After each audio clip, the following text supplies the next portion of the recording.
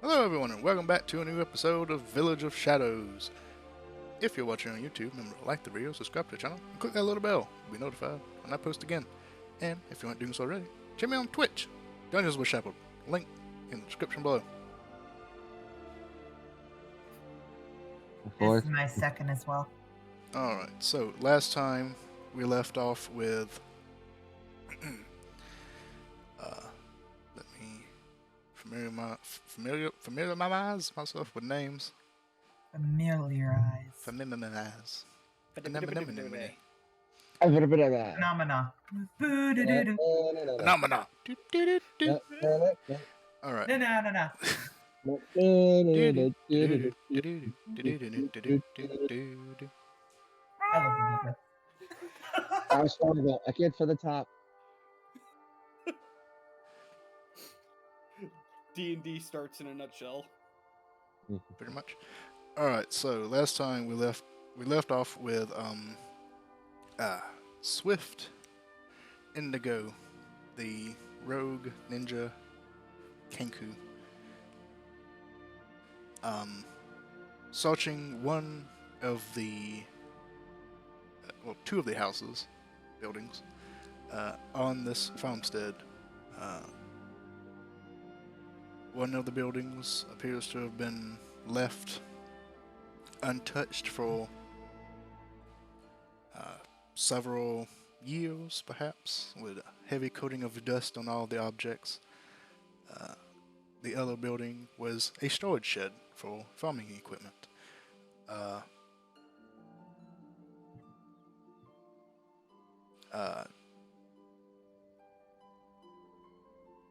If you were headed to the other building that had the lights on.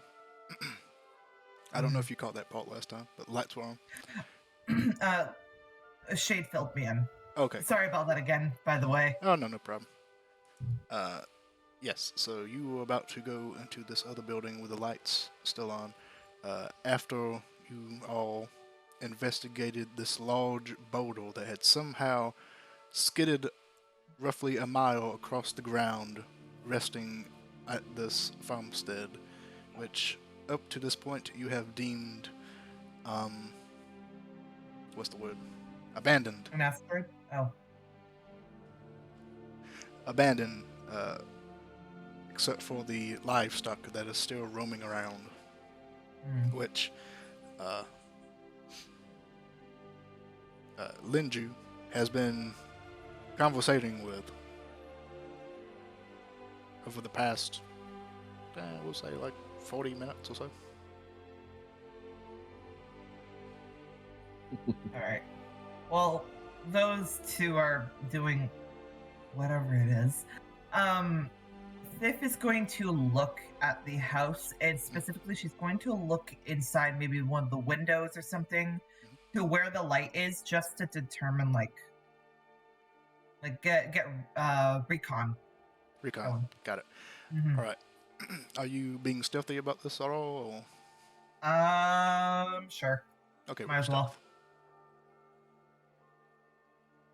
Roll stealth followed by perception.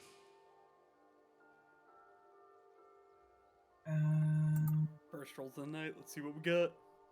That's gonna be my dexterity's not the best. 8. Alright, I crouch. You crouch down, but you're a little clangy. Yeah. The wet, soggy ground makes some loud mushing noises as you walk up to this window. I think she's trying to imitate you. Alright. At some point, she just stops and just starts walking normally and being like, "Oh God, the mud." Ew.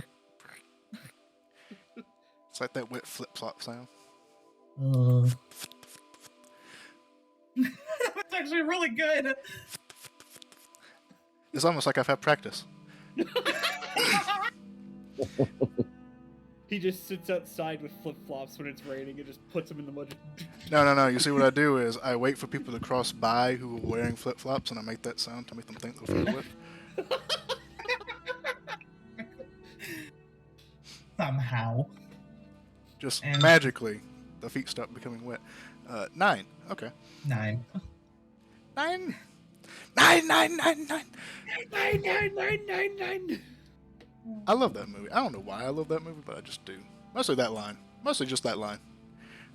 So, you make your way, wet feet, muddy feet, up to this window, and you begin to peer inside. Luckily, it's, pretty visible. There's a light on. It's very dim, mostly by a single candle. And inside you see this living room area, basically. This living room area with a small kitchen, like a kitchenette to the side, on a, what's the word? End table? That's the word. End table. English, man. On the end table, there is a small lantern, oil lantern that is lit and giving off a dim light in the little living room area. You see a plate has been set out on a coffee table in front of a fairly modest-sized couch that looks like it has been well lived in. You don't see anyone in the immediate vicinity, but the meal does look, fairly recent from what you can tell. Partially eaten, not fully. The amount Is of there- sauce in that one sentence. Only a Sith And speaks in there's, like- absolutes. It looks recent. From what you can tell, yes. With a 9. Sif is gonna go over to the door, You And- approach the door. and she's gonna knock on it first, just to make sure. Is there any answer? You knock, and how long do you give it before you do something else? I'll give it like 30 seconds. Oh no, welcome. Alright, after 30 seconds, you hear some shuffling from inside, a little bit of a groan, and you hear what sounds like slow footsteps coming up to the door, and it cracks open slightly, and just out of the crack in this little low lit area, you see a Aarakocran face, beak protruding out, look out at you. And you see this kind of, not old, but like middle-aged, tired, looks like they've worked most of their life, man face, poke out at you. Can I help you? Yes. Hello, sir. I was hoping that you could answer a few questions for us. We were sent here to, in this area, to figure out the, recent disappearings and kidnappings. We wanted to check in with your village to see what that was, and she'll gesture over to, like, the ditch and the rock and everything. Do you have time? Kind of looks up to the sky and it's raining. It's dark. Alright, fine. He kind of closes the door, and you hear a little ching ching. And then the door comes back open. He kind of motions you inside. Shepard, Yes. when he closes the door, I quickly cast Detect Good and Evil. Okay.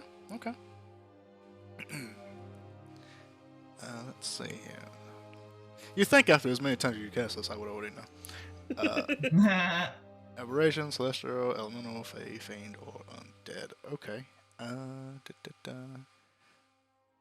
As you Yeah. So as you cast this, your spell very quickly as the doors closed and you say off the incantation, the spell goes off, and in this area, you detect, what is it, 30 feet? Is that right?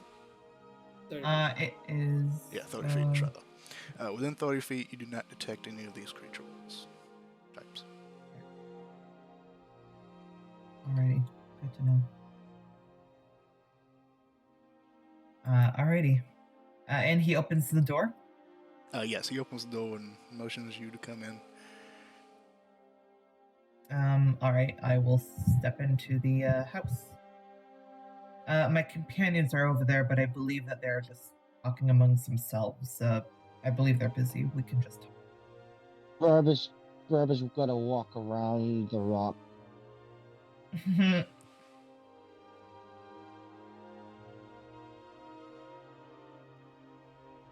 She didn't know what you two were doing. Yeah, Well, that's what he's doing. He's talking to Lindgren while walking around the rock. Hmm. And Ledger just got a cocksure smile on his face as he's talking to. meh.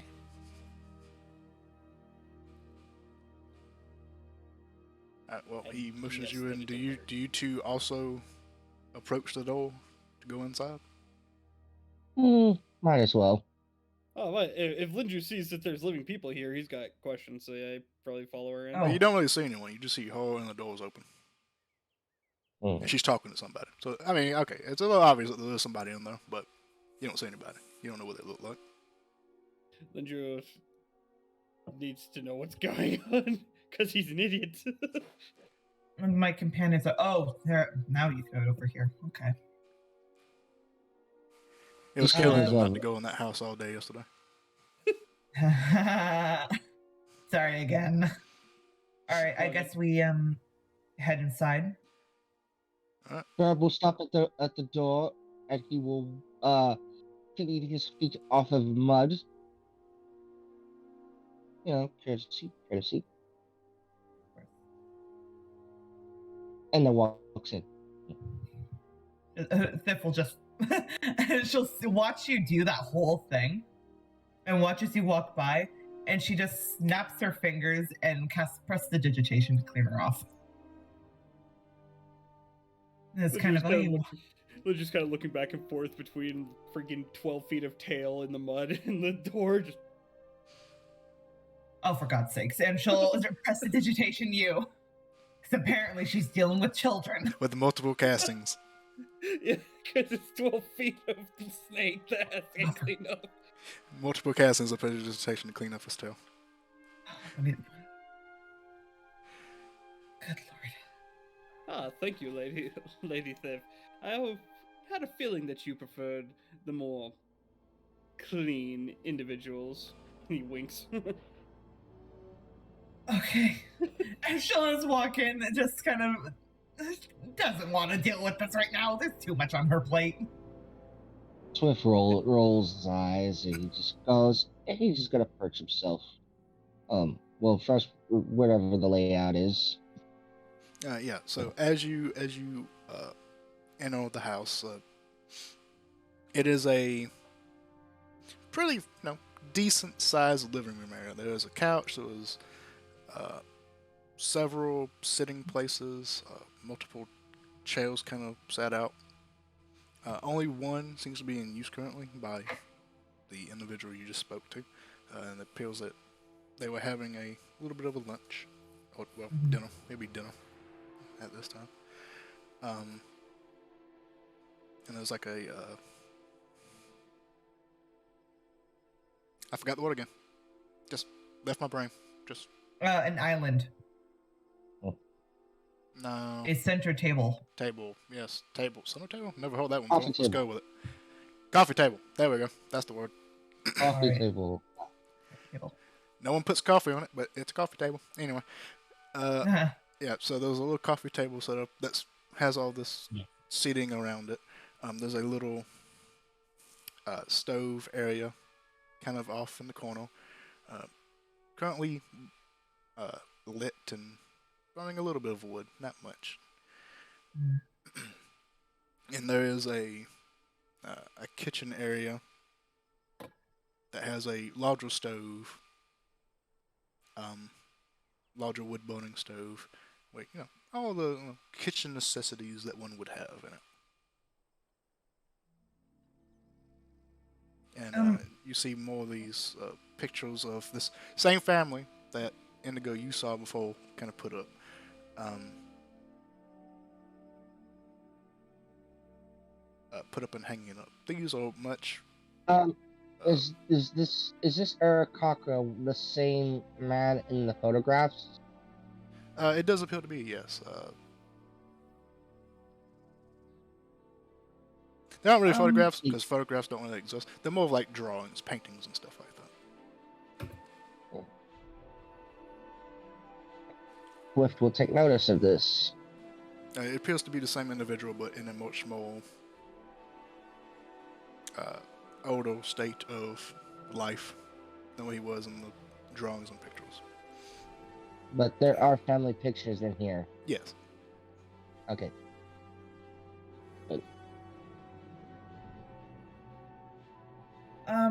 our apologies again, sir. Can we get your name?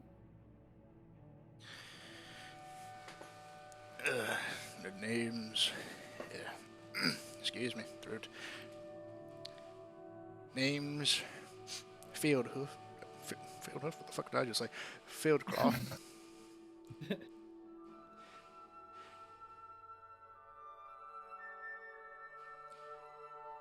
Um, Field Clerk, can you just tell us what happened here?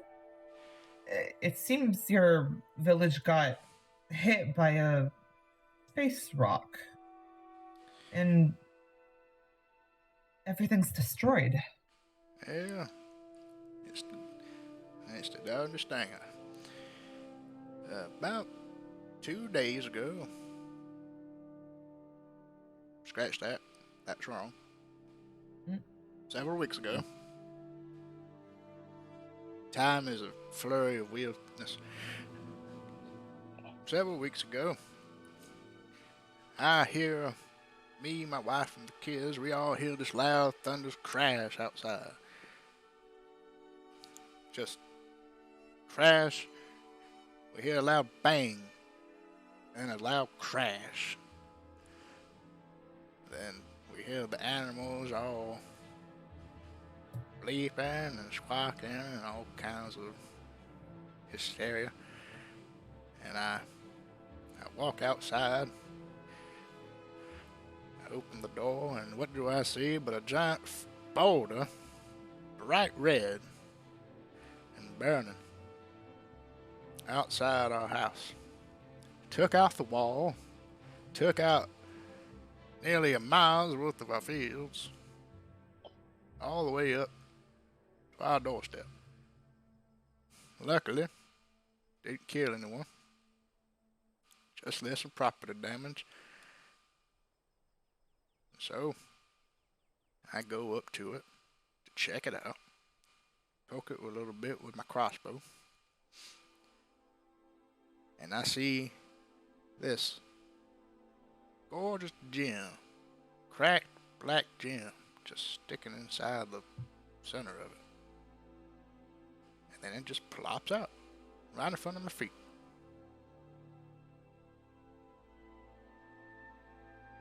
And then something's telling me this is something special. This has been a gift that I have to share.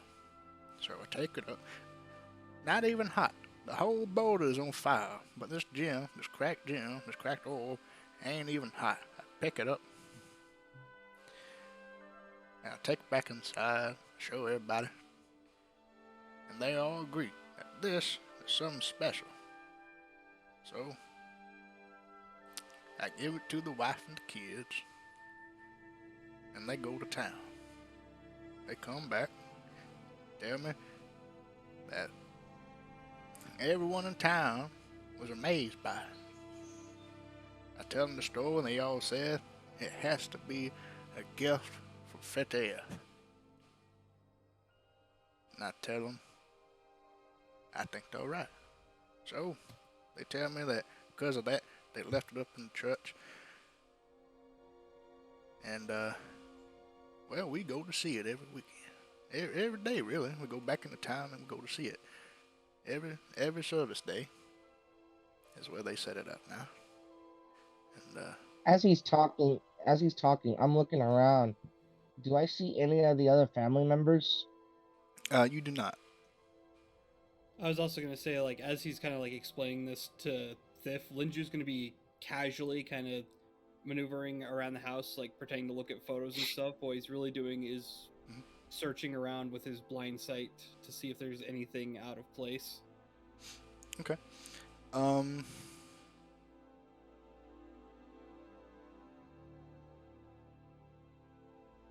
Yeah, roll me a perception check. On both of us? Well, for you it's easy. Oh. The rest of the family is not here. Not from what you can see. Okay, 17. Yeah, as you go around looking at, casually looking at photos, but with an ulterior motive at hand, everything looks to be in place. The only thing that is slightly different from what he's telling you, that there is a family, is that he is the only one here currently. There's only food made for one. He is the only one here. But nothing seems to be, like, out of place. Like, nothing seems to be taken off the wall, and now there's a layer of, like, dust except for that one area where something was moved, or, like, nothing of that matter. Okay. There doesn't look to be, like, any signs of a scuffle or scrap or anything like that. No kind of damage from a fight. Okay. So you keep, you say it's a gift from Fiteath, and your family goes to see it. What else? What happened next? Oh, well,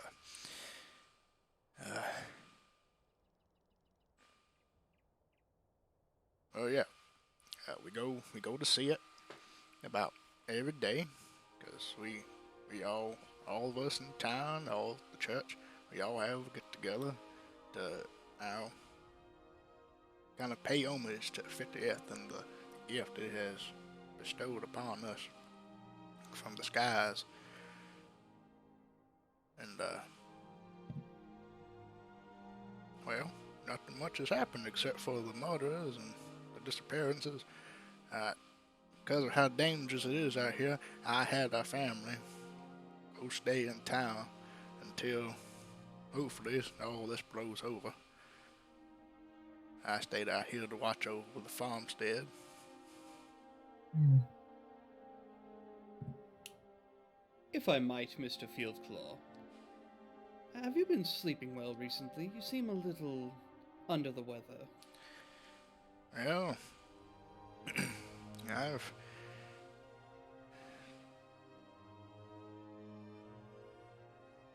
I've been having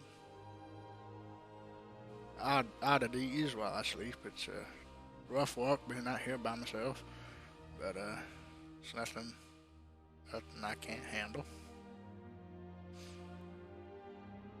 If I turn and look at the photos, does he look near as tired in the photos as he does right now?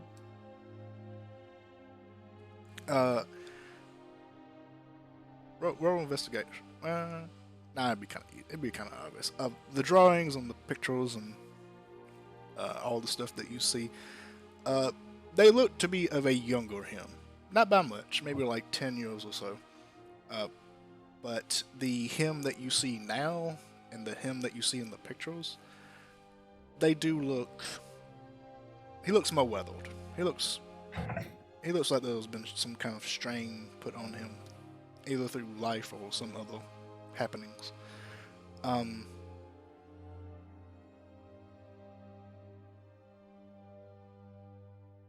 You do notice that other than that, there is someone that he hasn't mentioned. There is a very elderly Erkroken.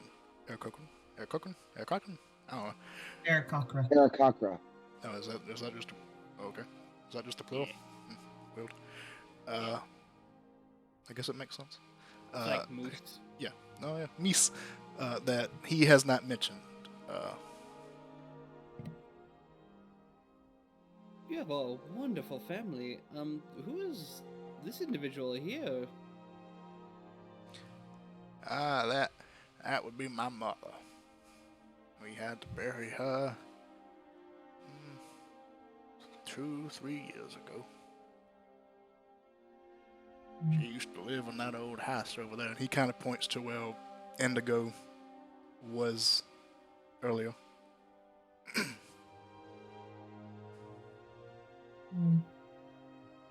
Well, I'm sorry about your wife. Mother. Grandmother. Mother. Mother. It was his mother. Mother, sorry. Well, I'm sorry. Wait, what's wrong with my wife? No. Has there been anything else recently? Actually, there might be something. One moment. We're looking for a. Where is it?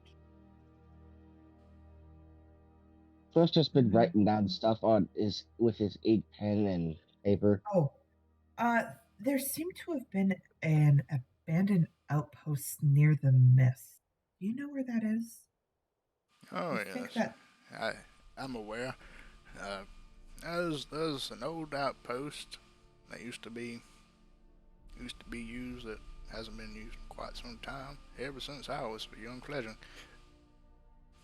And he kind of points up to the direction y'all were going until you made your Detour? Yeah, that's the one. Thank you. Out this way. Just out that way. About fourth of a day's travel.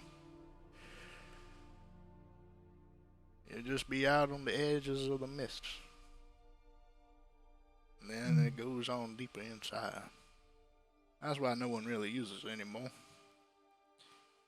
They thought it was a good idea at first, but then when nobody could see anything, it just kind of makes for a crappy outpost. Definitely seems like it defeats the purpose. But it seems like they actually did miss something. Well, thank you, Mr. Fieldclaw. Please, if there's anything else that you have thought or worried about, or anything that might help us, please let us know. Thank you very much. Kind of nods. Yes. Would y'all care for some tea, some coffee? It's a little late for coffee, but I don't judge. I think we're good. We should start getting going. From what you told us, we have quite a while's travel, a few days' travel to get to the outpost. Swift nods his head. No, in agreement with this. Okay. No, I was just making sure, like, unless someone else has something to say. I can't think of anything. Linju's Seems to be just that a lot of smiling cordially and kind of following along with what they're saying. Well, thank you, Mr. Fieldclaw. I believe we shall get going. You're very welcome. You sure? It's getting quite late and it is raining out. And I have plenty of beds free. Nice and dry, warm, kinda. We wouldn't want to impose.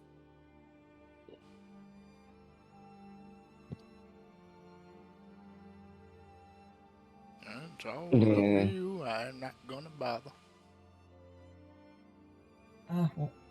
Well, if you're offering, thank you very much, Mr. Fieldclaw.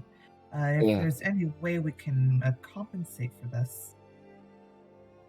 I think, just ending the murderers and letting my family come back home would be payment enough. Of course. As soon as we leave tomorrow morning, we will get right on it. We will make sure that these kidnappings stop. kind of nods, and then stands up. You hear some old cracking of bones, which is a little unsettling because lightweight bones. And he kind of walks around the corner and motions. You can use the bedroom at the very back.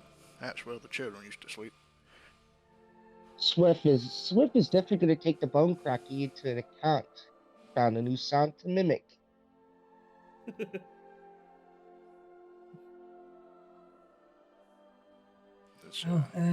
Thank you very much. Apologies, I didn't plan on having guests, so there's not really much food prepared.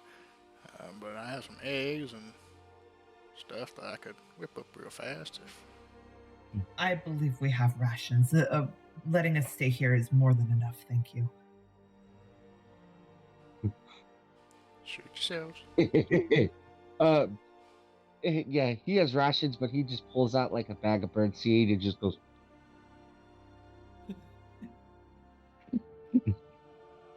Just starts pecking at it. He starts pecking a little at it. It goes into the room and he just drops a bunch of seeds on the floor. He and pulls it starts out pecking on the at it floor like and a starts chicken. scratching at it and goes. No, he's holding the bag in his hand. And he just pecks at it. Just beak in the bag. Nope. Does that weird bald head tilting thing that they always do. As Fieldclaw turns to like lead us toward the bedroom you mentioned, Linju's gonna look over at Thiff and kind of like raise a brow. What? And he just kind of inclines his head in the direction of Fieldclaw. Yes, what about him? Let's take this to a more private setting to have a discussion, shall we? All right. She'll follow. Talk to anything funny. Oh, grow up. Oh, if you want a bedroom of your own, I could probably accommodate for that. I can sleep on the floor. I'm used to it. I'm used But to traveling the wilds. I have become quite accustomed to using myself as a bed, as he gestures to 12 feet of tail. I guess I'll take the bottom bed. Anyways, proceed, DM. Well, I'll just kind of wait until we're all in the room and Fieldclaw is like gone to do whatever he's planning to do. Oh yeah, he goes back to the couch and he finishes up his meal while you settle yourselves in. Starting to become a pattern. Hmm. Like as soon as they're in private, Linju's face like changes and like takes on this very steely-eyed expression. How so? The individuals in the town were also rather exhausted, as it were.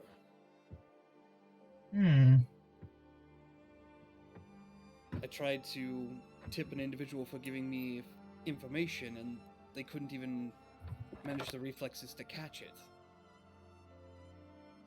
You also said that the sheriff and his deputy were sleeping.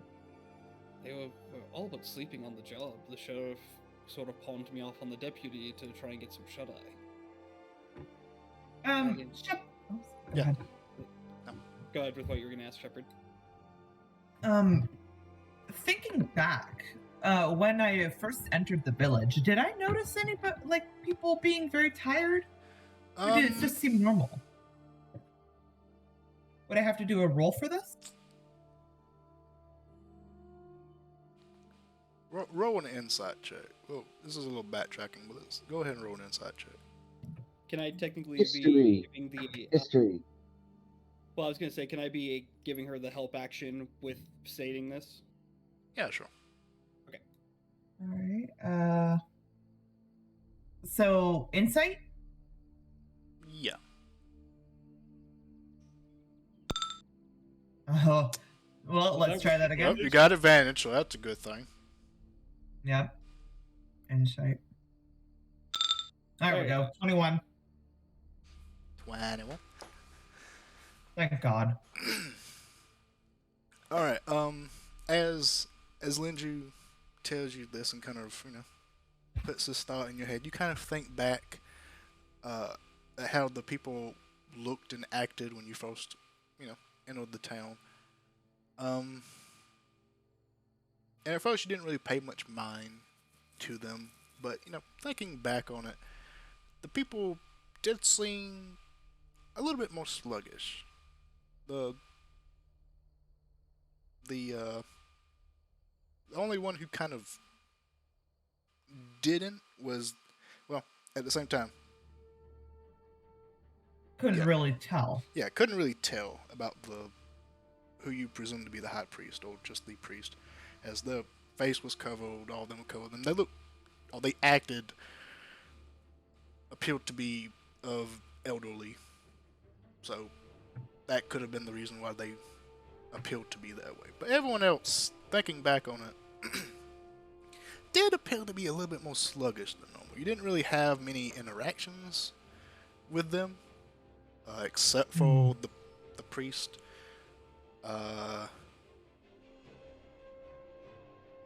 And actually, did you talk to anyone else? I don't think you did. No. Yeah, so you didn't really have I any did. other interactions with anyone else. So Mm. difficult to say. Swift did. Swift did, yes. I did. Swift. You spoke to the gnome, and the gnome seemed to be a little bit more pep to those step a little bit. They seemed to be a little bit more excited about things.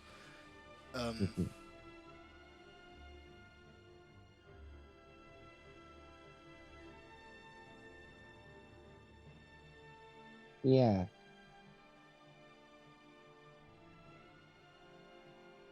Granted, they weren't like clicking their heels and dancing everywhere, but a little bit more Yeah. peppy than tired and sluggish. This is true. Sif thinks for a moment. And then kind of sits up. And she quickly leaves the room. Mhm. She go past the filled claw and says, "One moment, please." I'm assuming. First of all, did Yes. my detect good and evil detect anything in that house? In the house, no. All right. No good, no evil. The fifth quickly leaves the house, and with it still on, goes over to the rock. What do I sense? Nothing. Just a rock. What about near the hole? Nothing. Just a rock. It's a rock. There's nothing around it, nothing at all. As you go around it, doesn't appear to be any of the creature types there. No. She's gonna quickly go Or back inside. essences. Probably wouldn't necessarily pick up just the creatures, but you don't pick up any of the essences of their Mhm. presence either. And she Goes didn't back- sense anything defiled. Does it pick up the phone? Yeah, so Um, where is it? I don't think it. So If you know if magically there's a consecrated filter- or desecrated. Huh? Okay, look at that. Eh. Oh, I never. How have I never looked at that part? I don't think a lot of people use it for that part of it. I think they usually use it to find like the creatures. Diff has used this spell almost every single session we've ever had together, and I don't think I've ever looked at that one part. But magically consecrated or desecrated? No, none of that either. Right. all right, she goes back to the guys and quickly says, "Do either of you have detect magic?" Linju just blinks. Now he was Turns to Swift. "Do you have detect magic?" actually because next blink. He does not have detect magic. What he has is, he has firebolt, he has mage hand, and he also has minor illusion. I thought you were about to say he has fireball. Well, those aren't gonna help. Wouldn't be the first Kenku we've seen that has fireball. And it won't be the last. No, it won't be the last. Sif just continues to think.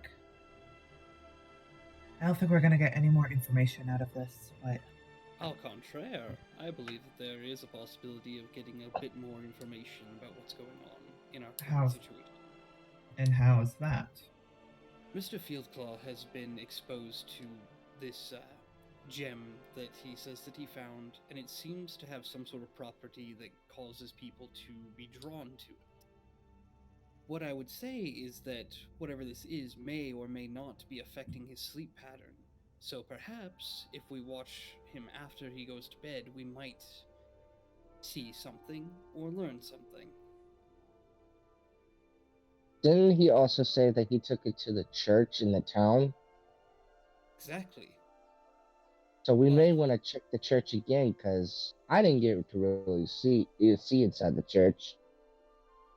The other one that was in there that I saw came out was stiff.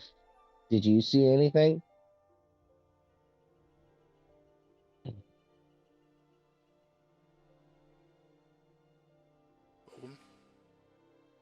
I think you might be muted. Hello? Steph? Hello? You should walk away. She say anything. She walked away. Hello? Oh, There you Sorry, are. I can hear you Yeah. now. Hello. my Discord decided to just kick me out for a second and then bring me back. Oh, that I don't was know weird. what happened. So we were asking if you had seen anything inside the church that resembled like the gem that had been described to us. Well, I went in. I didn't go in deep. I saw a rock, but I get okay. Going back to my question, did I notice that it looked like a gem, or did I think it just looked like a rock? A gem, a rock, a spherical orb. A But yeah. spherical orb. That was cracked. It had like several cracks that kind of ran up and connected at the top.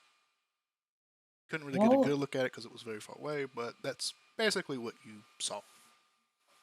Yeah, I saw the rock in the church. I mean, nothing looked out of the ordinary. It just looked like they were worshiping some big rock. That rock may have brought something or is causing something. We'll check out this place where we're heading to, but then when we head to the village, we may want to take and examine that rock. Not take it away, but somehow I think that rock may be either the main cause or maybe the catalyst for what's been going on. Thinking back when when I read the flyer for this job posting, did it mention how long like it had been happening?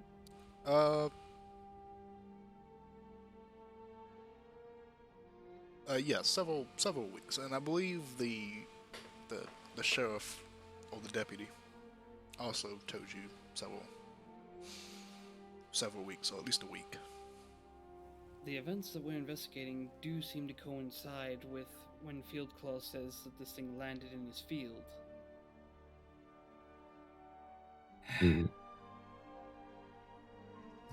So do you think we should take watch? I believe so. Oh. If for no other reason than just to make sure that Fieldclaw is safe. Alright. Who will take first watch? No, before that, should we go back to the village and take a closer examination of the rock?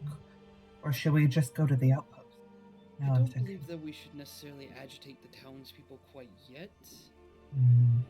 Perhaps we can find more information at the outpost that may help us subvert whatever effects it's causing on the villagers. That way we're not fighting innocents. Yeah. I agree. Alright. I will take first watch then. Very well. Wake me when you're ready for sleep. I will take second watch. I will take third watch. And just keep your eyes peeled for if Fieldclaw starts sleepwalking or anything like that.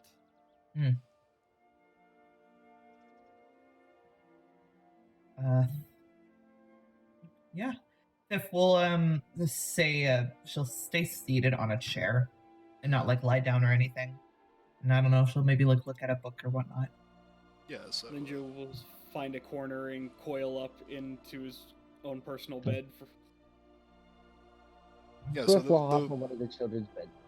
the room you're currently in is fairly, not large, but a decent size. There's 2 sets of bunk beds. So there's plenty of bedding for all 3 of you at the same time. Plus, there's some chairs, some end tables. It is a children's room for the most part, but the beds all a little bit bigger than typical children, as they have.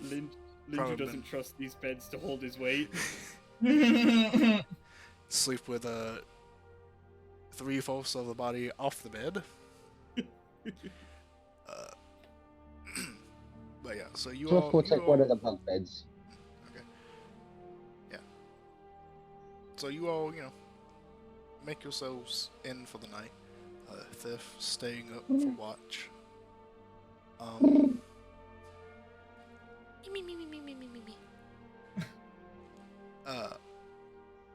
Go ahead and roll perception for me. Mainly keeping an ear out. She's gonna stay near the door to the room just so that she can maybe hear if something goes on. Okay. Yeah. So you keep close to the door. There is a window as well across from you, basically from where you would be sitting. So you can also look out as well if you wished. 22. Alright, yeah, so with a 22, you do hear some motions going on in the house. You do hear Field Claw as they are, getting things ready for them to end their night. You hear some clattering of dishes, just the typical I'm getting ready for bed clatter. And then you hear some footsteps or claw steps coming down the hall where you are, and a slight knock on the door. Thif will get up and open the door quietly. Hello, Mr. Fieldclaw. Hello. Just wanted to say good night. I'm going to lay down to bed. If there's anything you need, don't hesitate. There's some water. I don't know why I'm going British all of a sudden, but there's some water in the kitchen. Yeah, just make yourselves at home. I'm going British again. What the fuck is wrong with me? I'm going to bed. I'm very tired. Good night. Good night, Mr. Fieldclaw. Thank you very much. She'll quietly close the door and head back to her seat and continue her watch. As you begin to close the door, he turns around and you basically just across the door from you is another door, and he opens it up and he goes inside, and you kind of catch that last bit as you close the door. Alrighty. And the rest of your night kind of goes by slowly, but you don't hear any other sounds or anything. Well, you hear some sounds. You hear him getting ready for bed, but other than that, nothing to strike alertness. Nothing of note. Yeah. Alrighty. As my first watch comes to an end, Fifth will go wake up Linju. Unless something else happens. No. Oh my, well this is a gorgeous sight to wake up to. Now I'm regretting waking you up. It's your turn. Very well. Get some sleep, Lady Thif. I will hold the vigil. Of course. Right. And Thif will go on to the the bottom half of the bunk bed. Or if there is, or whatever the free bed is.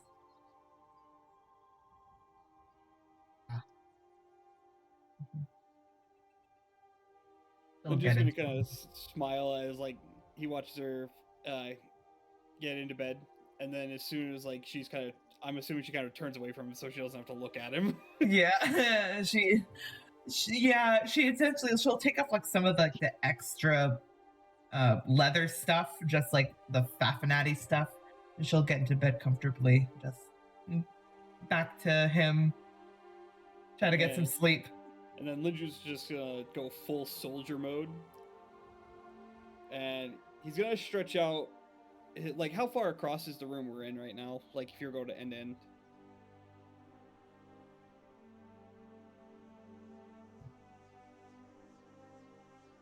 Wow.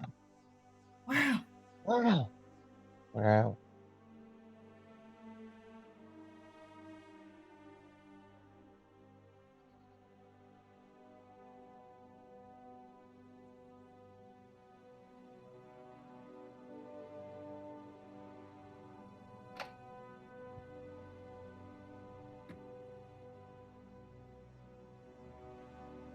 Alright, so...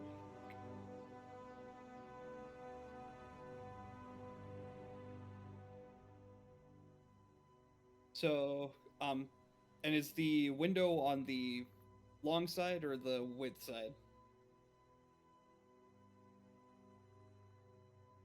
Alright, so Linju's going to stretch himself out as much as he can to get kind of the end of his tail as close to the window as possible, and settle in like his torso part towards the door. And he's gonna close his eyes and just reach out with his blind sense while also listening in to see if Field Claw makes any movements during his watch.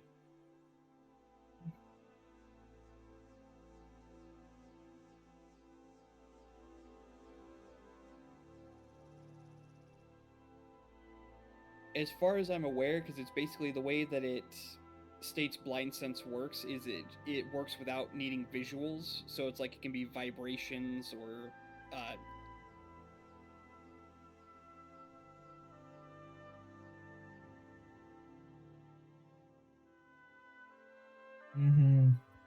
yeah, that's what kind of how it realistically functions, but it's also like you can feel minute changes in the air, which helps you like key in on like if something's attacking.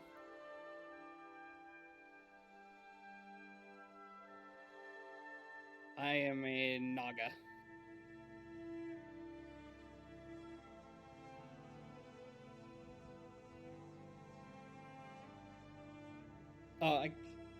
I got blind sight from my fighting style.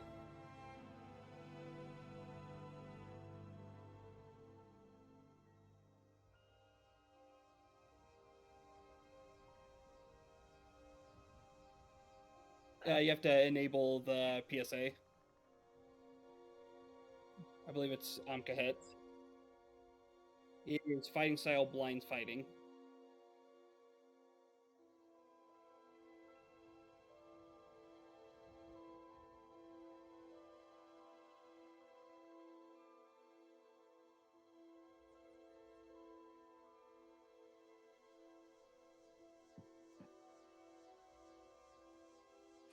Sorry about that. Hello, welcome. Yeah, so if it's behind total cover, you can't see it. Yeah, I'm more so using the blind fighting just in case something enters the room. Blind sight looks like I should be able to click it, but I can't. If you hover over it, a creature with blind sight can perceive its surroundings without relying on sight within a specific radius. Really? I got hover over it. I'm on mobile. I can't hover. Creatures without eyes such as oozes and creatures with echolocation or heightened senses such as bats and true dragons have this sense. It's a weird one. Alright, but anyway. Wow, I went on that whole thing. I forgot what you were actually looking for. Well, I'm using my blind sight just in case something comes into the rooms without me noticing immediately. Okay. Okay. And then I'm just listening to hear Field Claw gets up in the middle of the night. Roll perception. 14. 14. Okay. As you kind of go through your watch for this portion of the night, you don't sense anything in the room.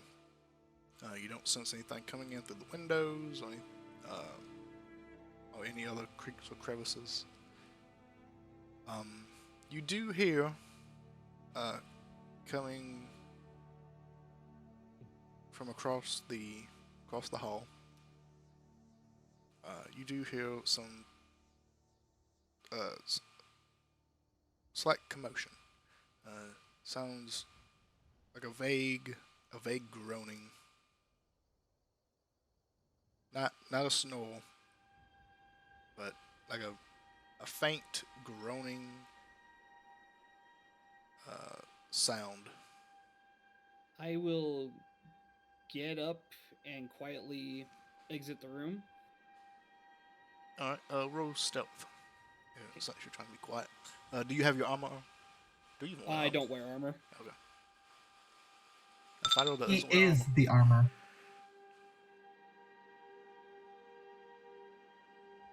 I have my barbarian classes, so I am unarmored. I have barbarian. I need no armor. All right, 12.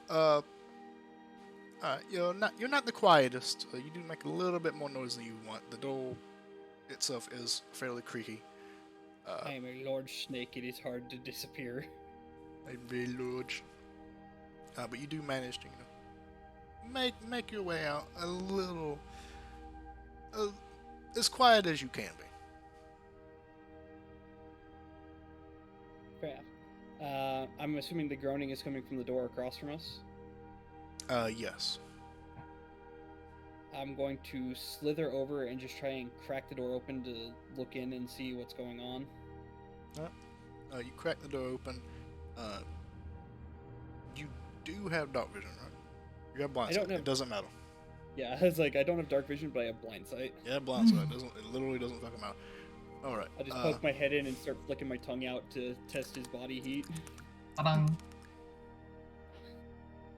Yeah, Thief? I'm calling you Thief. Yeah, boy. No, I tried to do Yoshi's spit sound. What? Ta-dang. Oh, Ta-dang. Ta-dang. tongue noises. That's a good one. That's a good noise. I'd like to know how they made that. Probably by flicking something. Alright, but as you stick your head through the door, looking in, taking in the senses, wow, do you just automatically succeed on like seeing someone? That's a little. Blind sight is intense. Alright, but yeah, you well, do, if they're hiding from me, they can that, like. that is be true. If stealthy, they are but- hiding, it does mention hiding. They're not hiding. He's just in bed. So you do sense him. He is in bed and he's,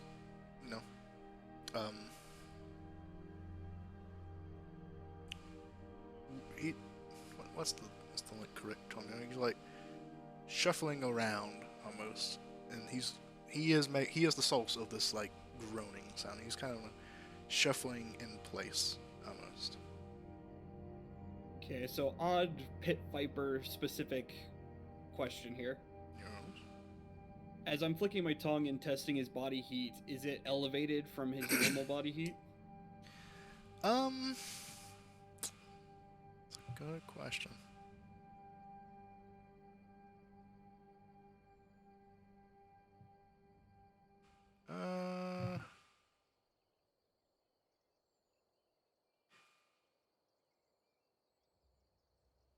A little bit.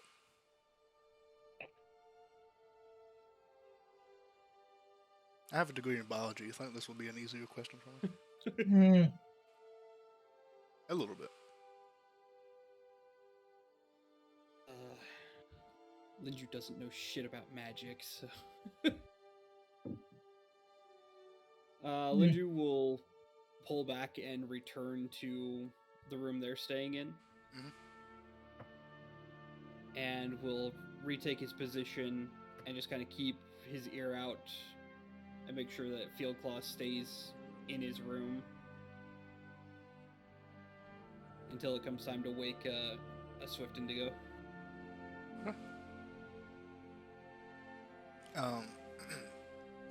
Yeah, so go ahead and roll me another perception check.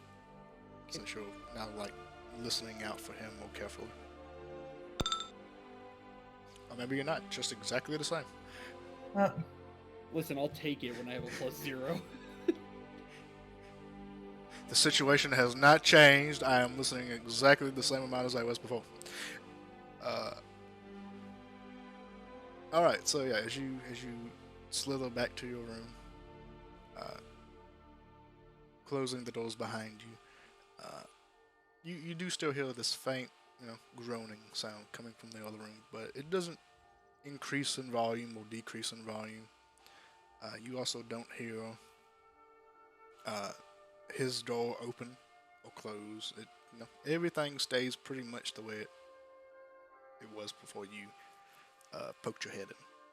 And the groaning doesn't just stop out of nowhere during my watch. No, it doesn't. Okay. It doesn't. It's basically consistent throughout the night. Okay. Alright, then after my watch, I will go and kind of gently shake Swift Indigo awake. Swift Indigo slowly wakes up.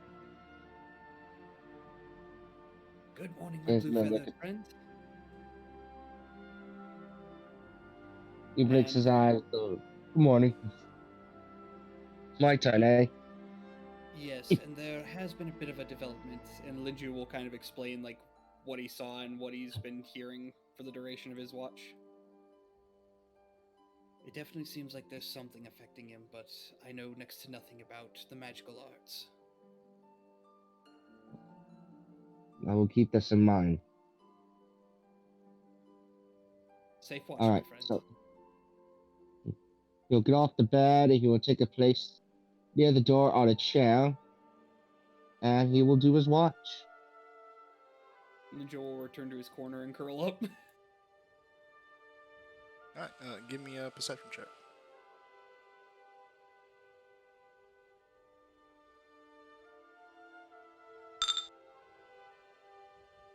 Aha! Alright, 21. 21. 21. 21? No, stupid. Yeah. So as you wake up and you begin, checking your watch, listening out, watching, you do hear that groaning that Linju mentioned to you. So he is still making that sound, making that noise, and you still hear it. Throughout a majority of your watch, it is consistent up until getting early morning, where the sun just barely is peaking. Oh, can he Yeah. go check before that happens? Yeah, you can do. Yeah. So that's a 14. Okay.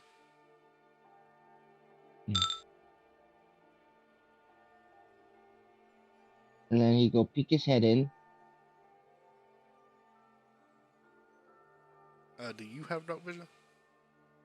I do not think the burbs have dark I vision. feel like a Kenku should. I know crows and ravens aren't nocturnal, but I feel like it should. Just would be Features, thematic. traits. These can collection. Languages. Type. Should be on the visions. Expert duplication. Can recall. And mimicry. No, they do not have. They do not have dark vision. I'll be damned. A character that doesn't have dark vision. Alright, well, He's gonna, yeah. Go ahead. Roll me perception at disadvantage. Okay.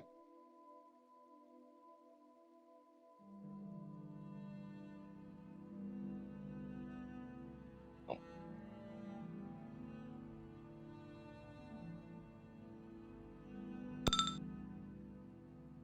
Whoa, with disadvantage, that's 18. Right.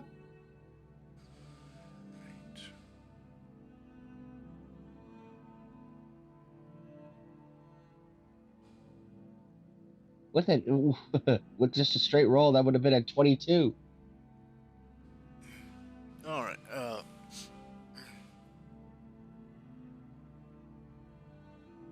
Yeah. So as you peek inside, look in, you can't see anything. It's too dark for you to see anything.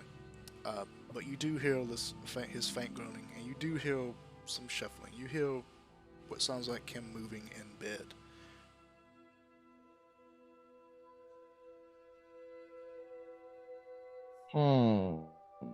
Can he make an Arcana check?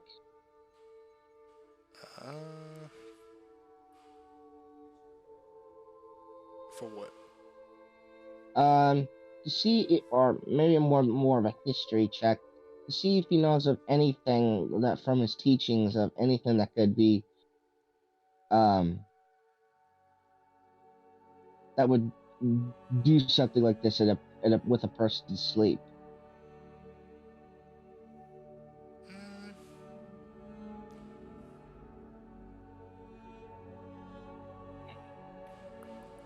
Make.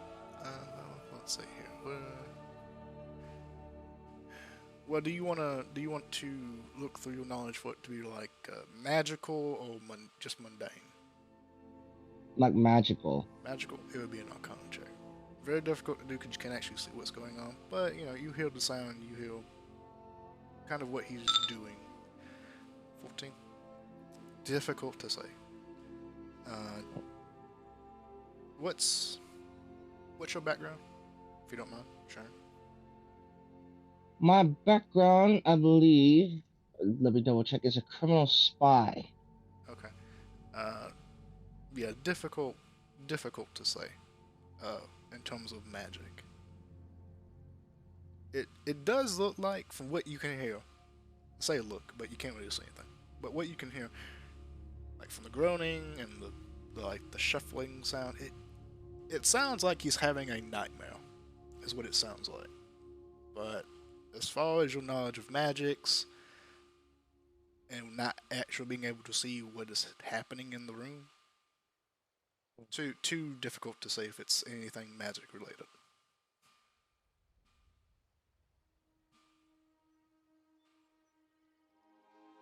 Okay, he will reel his head back in, and he will head back to the room.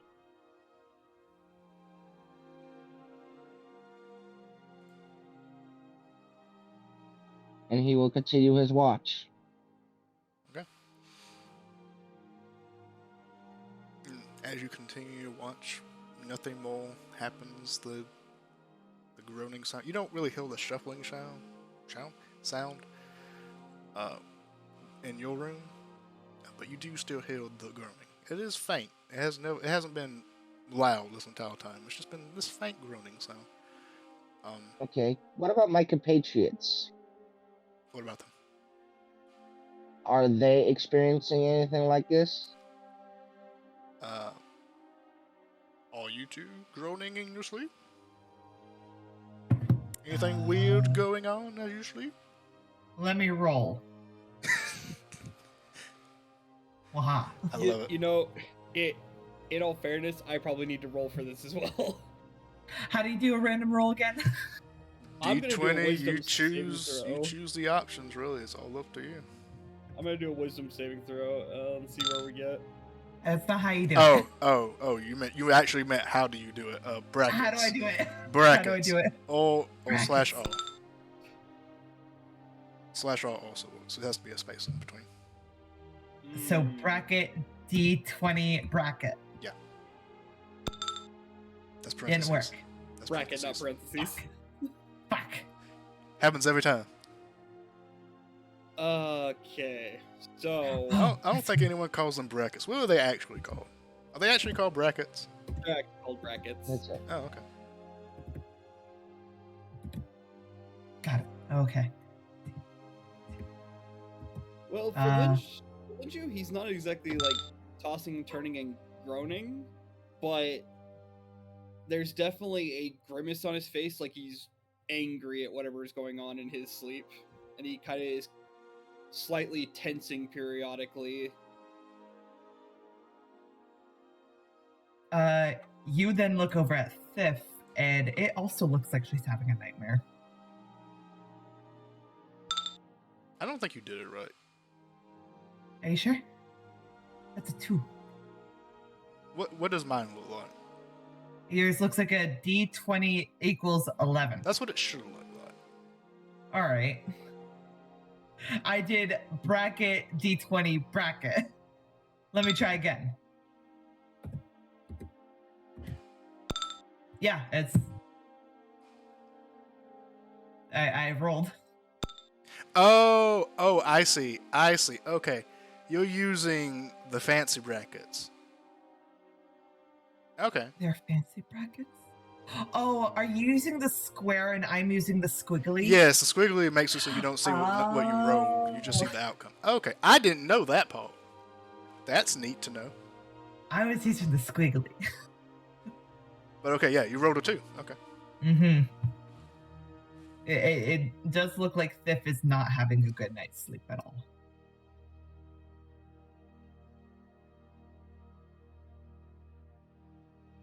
So yeah, they both seem to be making weird, bad night for everybody.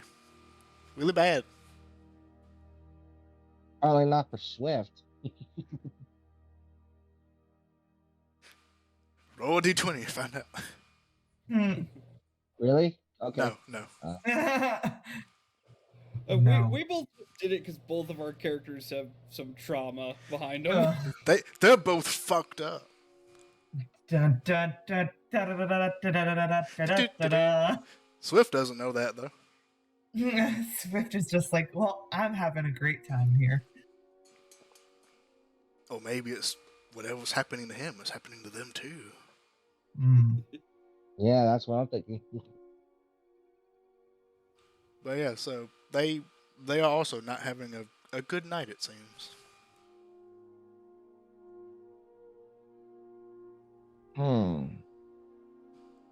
Curiouser and curiouser.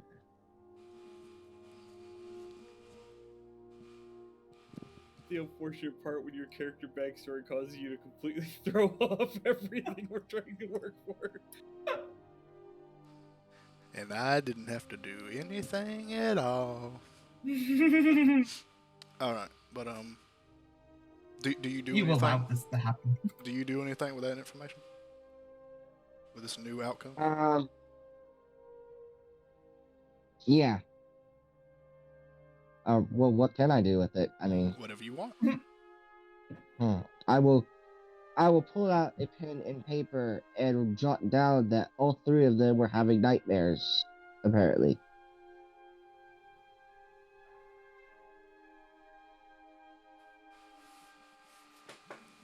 Alright, yeah.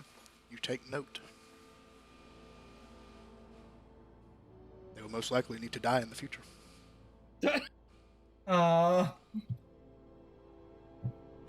For the greater good, of course.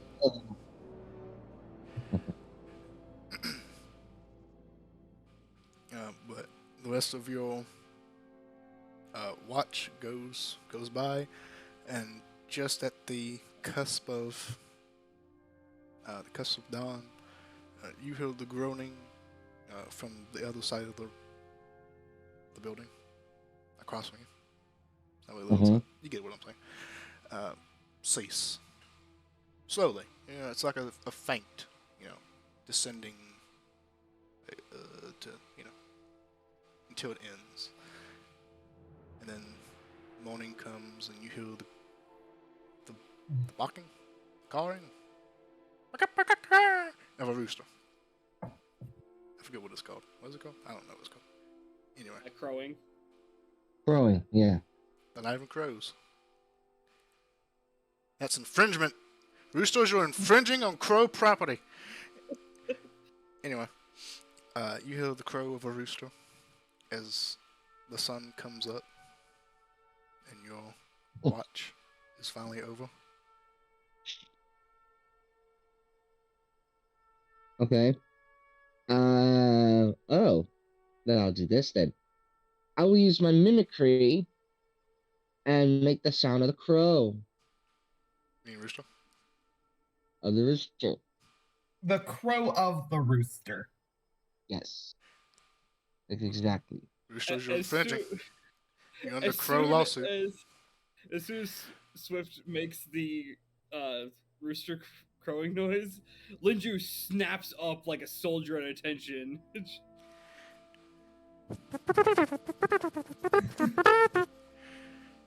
Just goes from being like completely dormant to just ramrod straight up. Oh, God. Thif just slowly kind of gets up a bit in a cold sweat, looks around the room, and just goes, no, and goes back into the bed. Oh, I'm not at the barracks again. Oh goodness.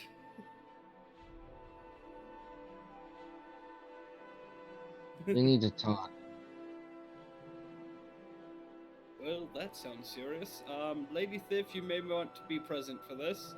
Oh. I know, she's dying.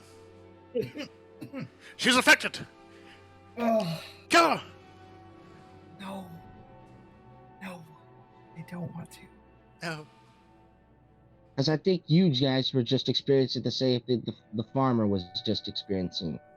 Pardon? What? Linjin woke me up last night, and Linju woke me up last night, and that the farmer was groaning like he was tossing and turning.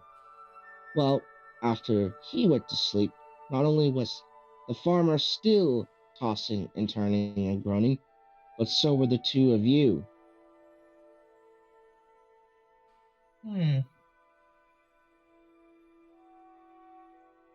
There's Were a you story- have, Oh, sorry, go were ahead. you both having nightmares of sorts? It was nothing, just an old recurring thought. It sometimes happens. It wasn't a nightmare per se.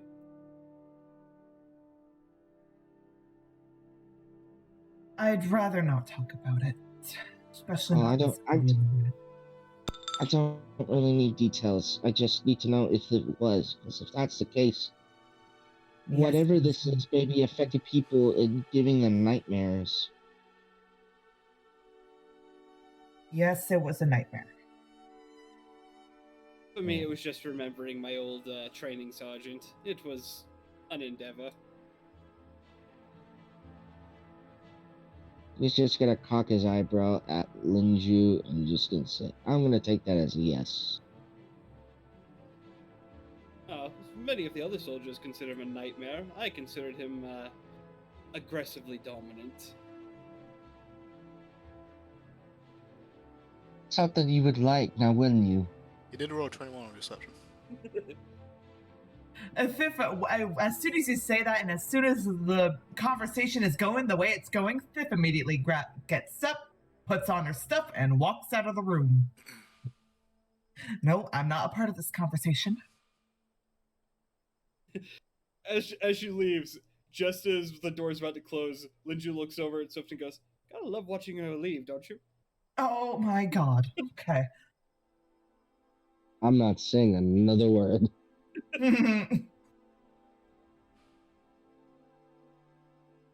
Well, I suppose it's time to get on the road. And Linju will stretch himself out and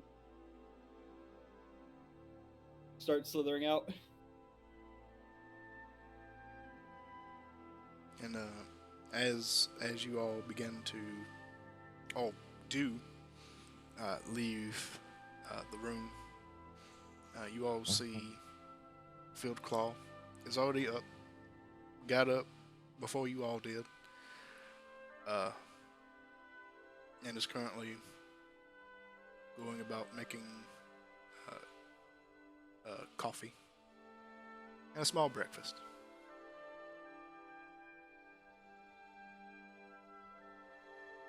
Good morning, Mr. Field Claw. Yes, good morning. He kind of holds up a feather, takes a sip of his coffee, puts it down, lowers his feather. That's a good morning. Good morning. Salutations to the new day. Good morning. We believe it is best for us to get going. Are you okay, sir?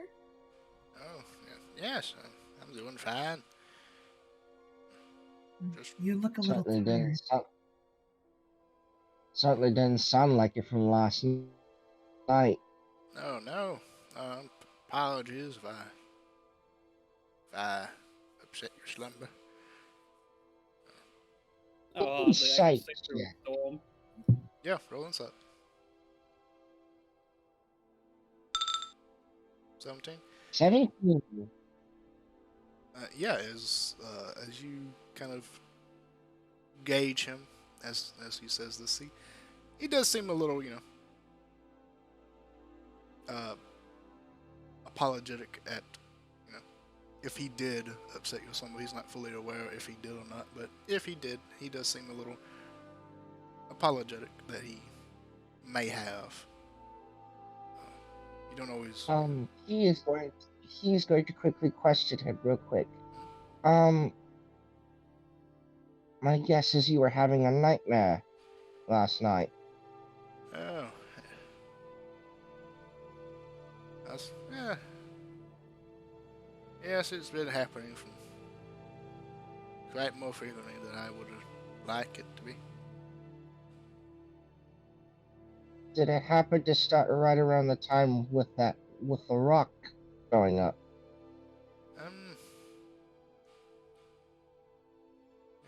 I haven't really been keeping track, but I would say possibly around that time, yes.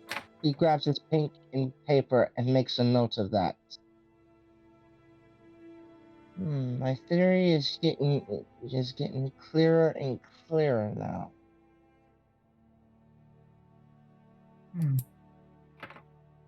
And then he just puts his pen and paper away.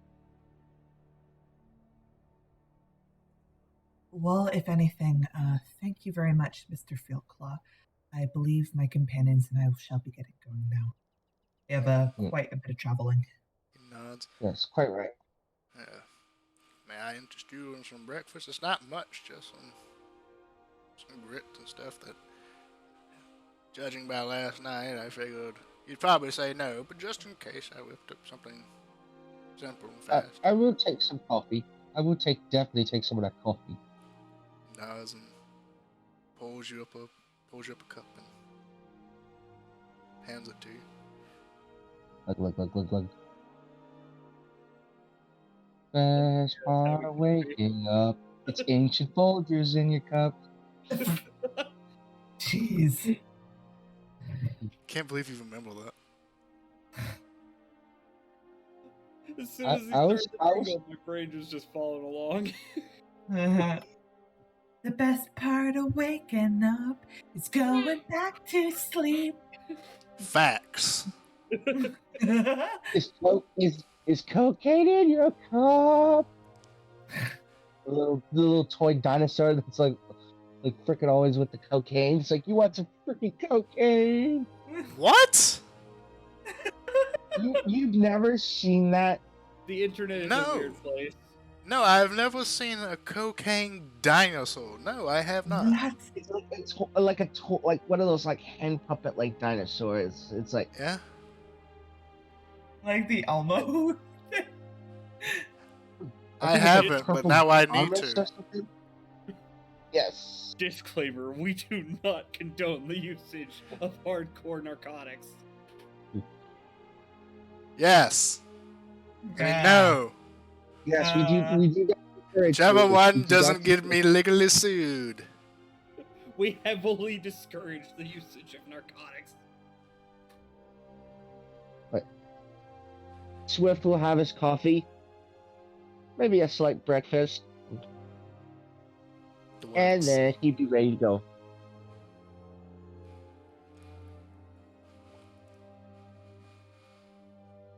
All right. Do the rest of you partake in a small breakfast? Since he went out of his way to prepare breakfast for them, Linju will have a little bit, but he tries not to eat too much because he knows he's a large boy and has a hefty appetite. It's also weird because does he chew? Um, How does a snake eat grits? No one knows. It Oh, just he swallowed disappears that into his sucker mouth and no one whole. knows.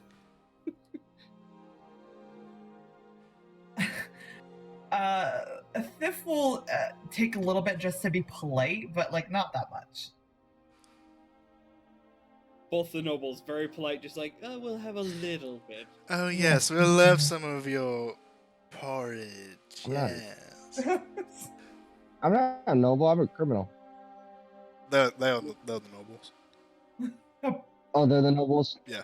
2 nobles are with a criminal. And we have no idea. There's 2 nobles and 3 criminals. Yes. Maybe. There are 3 people. 2 of them are nobles. 3 of them are criminals. Do the math. It depends on what your definition of crime is. Nobility.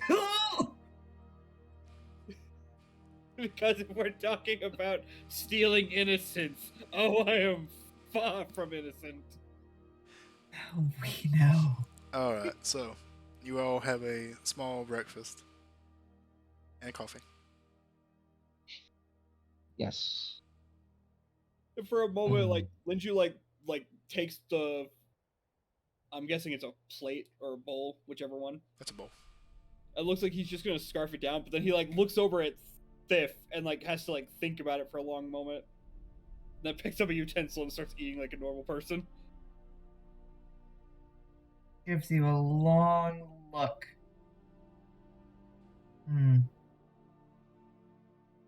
And it is now time for the perception check I asked for you to do, Shade.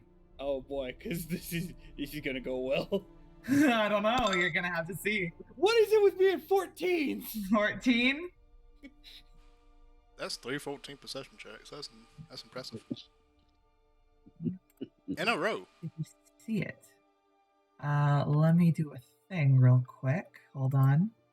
She's gonna try and be sneaky about it. Oh, she did. You didn't catch it. All right. Okay. All right, that's all. Don't worry about it. Mysteries for another day. Mysteries for never. Oh, can't share, mademoiselle. Insight check on the Thif. Oh. Unthinkable woman. Thif. Just the panic in Bowman. Damn it. It's 11. Well, let me do a deception, because that would be counter. Roll low, 1. 1. Deception. She has high charisma. Still you don't get it. She's very sneaky about it. Don't you worry about a thing. And I just go back to pecking at his breakfast. Peck, peck, peck, peck, peck, peck, peck, peck. All right. Well, I believe we'll finish up breakfast and again give a Field Kala another thank you very much. Yeah.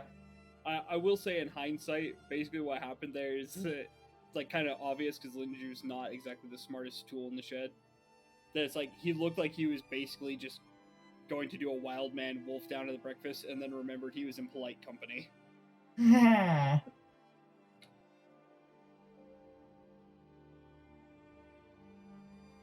Alright. Swift is going to finish his breakfast and his coffee, and he's going to follow everyone else out.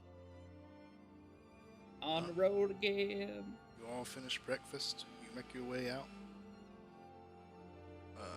Phil Claw gives you one final goodbye and good luck. Thank you again, Mr. Fieldclough, for everything. We will make sure that these kidnappings and everything stop so that you can be reunited with your family. He nods. That would be greatly appreciated. Do be careful. We will. Thank you. And I believe we'll head off. Head off. Head off. Head on. Apply directly to the forehead. You So little. I'm just kind of happy because not only did they find out more information, but he also got 3 sickles and 20 pieces of gold. Who cares if it's from a dead grandmother? Gold is gold. Listen, I don't know what he did in that house. True. Yeah, none of you know what I did, so. Nobody knows. I don't think And any of honestly- you even know he went in that house. Me, Yeah, probably none not. of He you just did. kind of disappeared from my perspective. But Thief went to the other house. You weren't even looking in that direction at all. Yeah, nobody knows I was in there, and I really didn't take. All I took was the gold. I didn't really. Oh, and I took string, and I took some string. Yes, you did take a thing of yarn. Yeah, I took a Nobody thing of. needs to know. But that was it.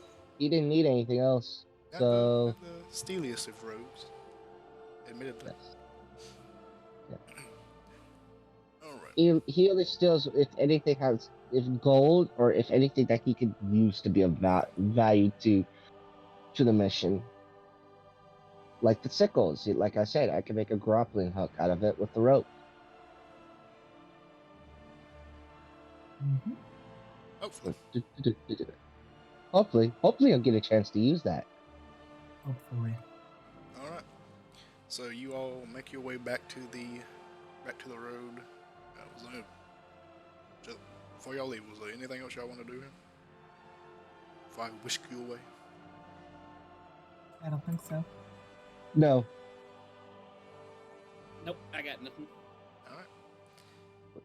You head back through the fields, which are now muddy, but the rain has stopped. And you make your way back to the road and begin the 4th of a day's journey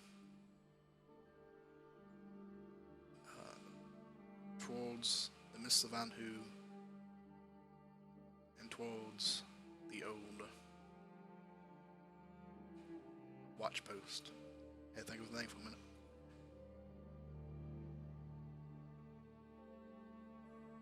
On the road again. Just keep it good on that road again. So apparently when we level up, one of us needs to take detect magic. Oh, speaking of which, you leveled up. Oh, Okay. woo. Well, let's now take the moment as we are walking down the road to level up. So we are now level 4. Pretty easy for me, all things considered. Same here. Actually, if you want to keep doing your things, you go along. Just go along.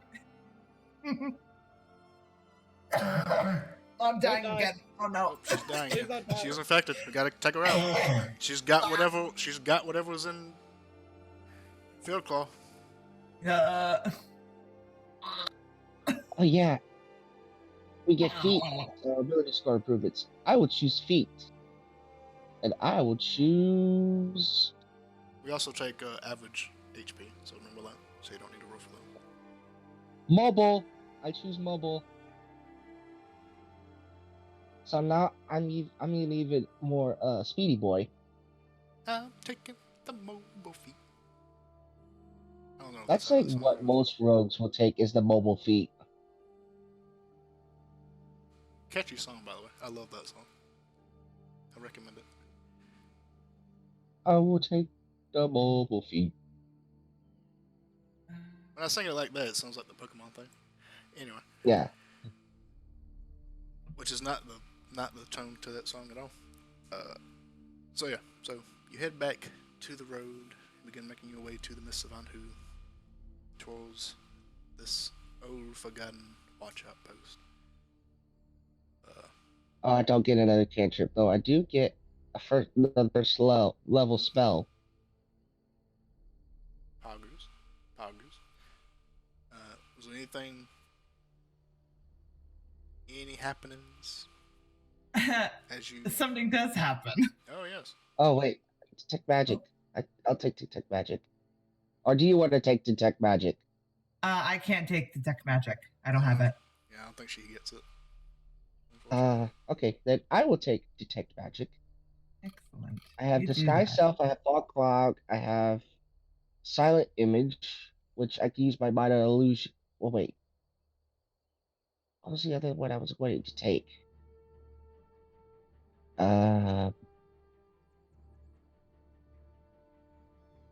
Oh no, I don't need illusionary script for right now.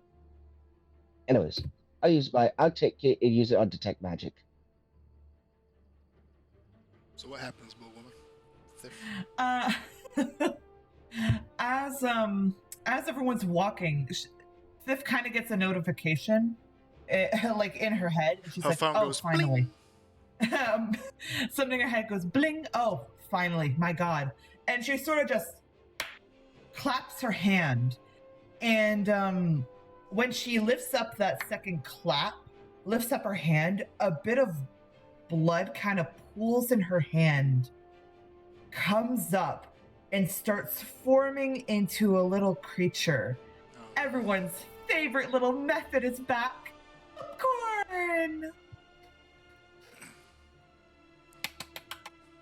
I really Oh, wish thank you God. stop summoning me like that, madam. It's the only way I can summon you. Blood Lindsay, always that's- stains that's- the icy stone. Does Swift hear this? You see it. Oh yeah. The popcorn is right there in front of her. You see He this. just looks at it. Oh, go ahead. Well, I'm just going to give you a quick description of Popcorn. You know that he's an ice method, but you he may know looks. You may know that, but he looks jank as shit. Oh no, what did Like you it do, Popcorn? looks like he was infected with some kind of like blood disease, The fuck did you do, and my it poor has. It has essentially gotten to a part where it has made his skin look veiny, and on his back, you notice like he doesn't have a wing, like ice method wings, but he does have these kind of like bloody wings, like made out of coagulated blood. So it's a little freaky. So it's This a is blood freaky method. because he's made of ice. Where did the skin come from? It's inside the ice. You don't need to know how Fifth does things. Starting to sense a pattern with you, Miss Thif. You don't need to know things about me. Well, I can tell what you're into now. Yes. Into? Don't ask. What? But here's the real question: is he or is he not in his maid outfit?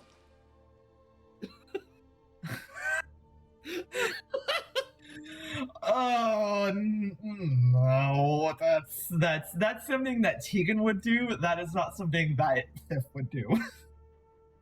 To make him a little made up bit. Go.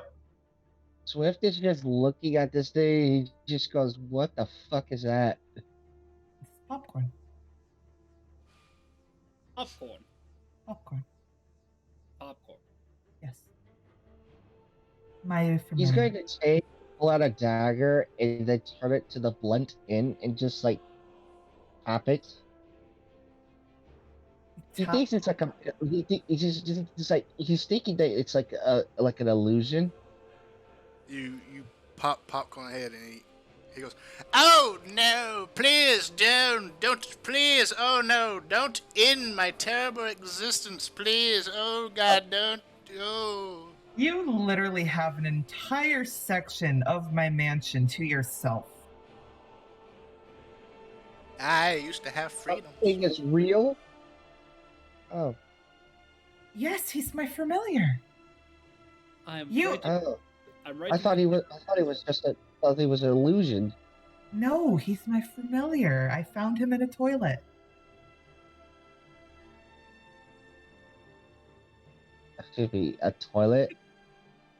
Yeah, Like a toilet in your mansion? no. Or I was on a mission for the Fey Queens, and one of the places was this destroyed town, and we were looking around, and we found him in a toilet, and I decided to keep him. The correct term is outhouse, madame. Outhouse, yes. Thank you, Popcorn. Ah, she worked for the Fey Queens. No wonder she's quite enchanting. Oh, God. I still work for the Fey Queens. Keep that in mind, why don't you? Ah, so you continue to be enchanting. Anyway, Hey, Popcorn. I'm just gonna turn to Linju and just gonna say, okay, we know she's lovely, we know she's beautiful, but do you have to say it with every freaking interaction? Linju leans down. Yes, because it makes her blush, and that's beautiful. Popcorn kind of looks up to the. Does she blush? Her face is I covered in do. fur. How do you tell? Oh, you want to see? Yes, please do so. I do not blush. Linju straightens up, clears his throat. Lady Thiff, it is my greatest honor to be in your presence, as you are quite the enchanting individual that has livened up my life since you walked into it.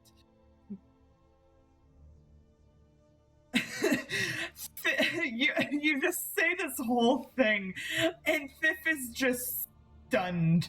There is a very noticeable blush on her face, and she says, By the gods, look at that. She's speechless. I've never seen it before.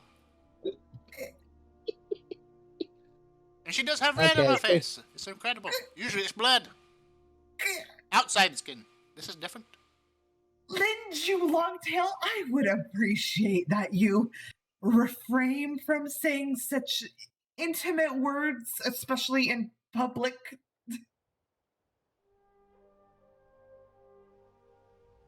Linju kind I of. just look back over to Popcorn and it's like, well, now you know what you're getting yourself into on this time. There is no getting into anything right now. Thank you. No, you have your lady. No, she's correct. And They're not then getting you it have in. a horny snake over there. Please. And then you just have a bird that just tried to bash your head in, pretty much. Well, to be fair, she I've is had correct. worse. This isn't the time to getting into anything yet. Getting into things comes later. Oh God. No, there is no Swift is getting gonna into. Swift is just gonna turn around and just go to walk. Linju. Again, you don't. Hey, again, you know she's beautiful. Stop saying it every 5 minutes. Oh, are you being jealous, my handsome little bird friend? Jealous? No, I'm not jealous. It's like, yes, she's beautiful. Thank you for stating the obvious. Can we please just get back to our journey now? I'm feeling very uncomfortable now. That's what I'm trying to do. Of course, Lady Thiff is obviously a 2 out of 10. It slowly turns to Popcorn. Linju just looks at Popcorn and goes, "You're on your own there, friend."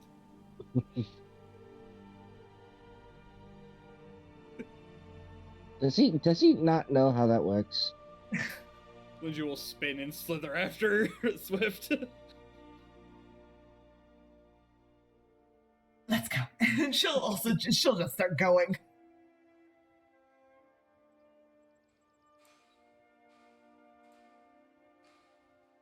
And so you continue down the road. The arousal energy in this group is just amazing. Yeah, at this point, Linju's kind of like is kind of like letting Thiff recover while he's just staring at Swift Indigo while his mind races with what he can say.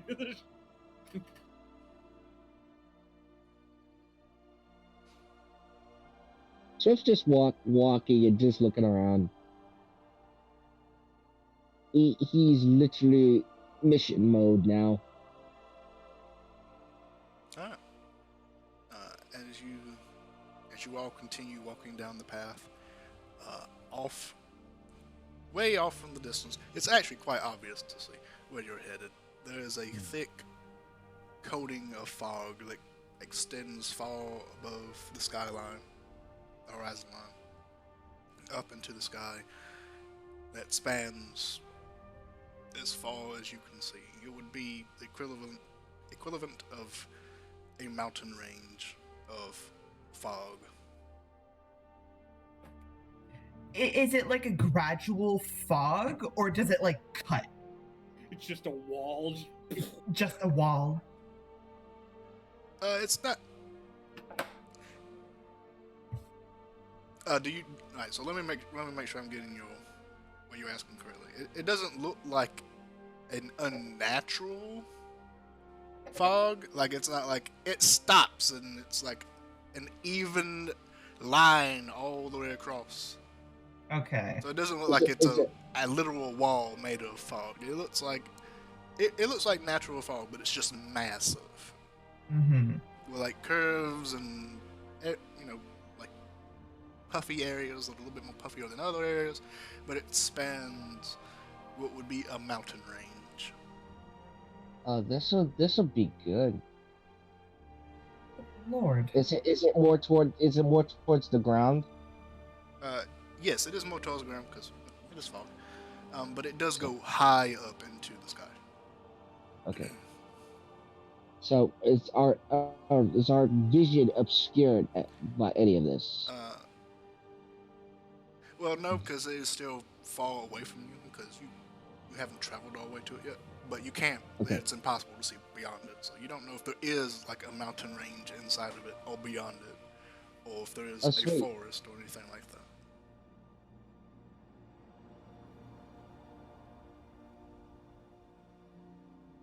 So you're not in the fog yet, but it is so expansive that you can see it where you are now.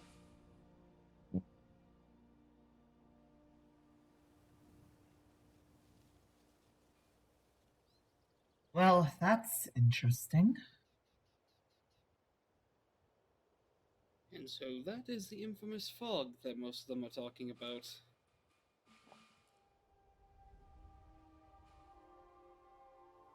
Oh, we're going to the mist. I have kin in that area. You do? Yes. I mean, okay, yeah, he probably is. Oh, I mean, he's a nephew. what can you tell us about them, Miss Hopgrim? Well, they're a bit flowy and airheaded. The mist? Oh, we're not talking about my family. Oh, okay. Oh, no. Told me about your family. I don't know much about it. Just that it's can't see. It's hazy. It's large. It's fog. Then how does your family get around it? Well, they're made of fog, so. Which is a little weird when you think about it. It's like living in a house made of you. But I live in That ice, is- so Oh, yeah, you do live in ice. Okay. who am I to judge?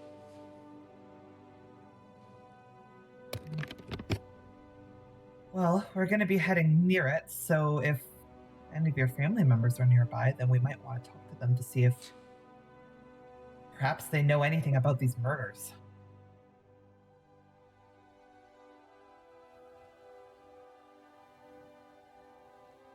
I guess we keep going. Yeah, we keep going. Onwards to the outpost. Onwards. All right, you continue forth.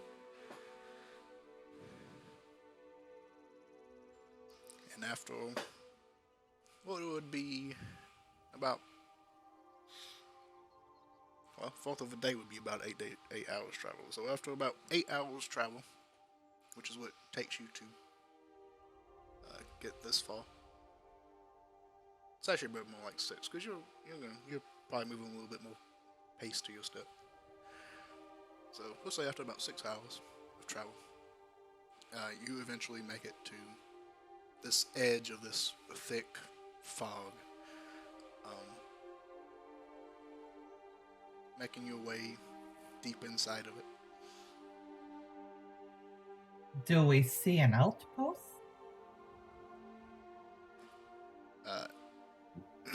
No. Your vision is very limited in this area. I would say at the outskirts of where you are, your vision is about half of what it would normally be. Wait, was the outpost outside or inside the fog? Inside. Inside. Shit.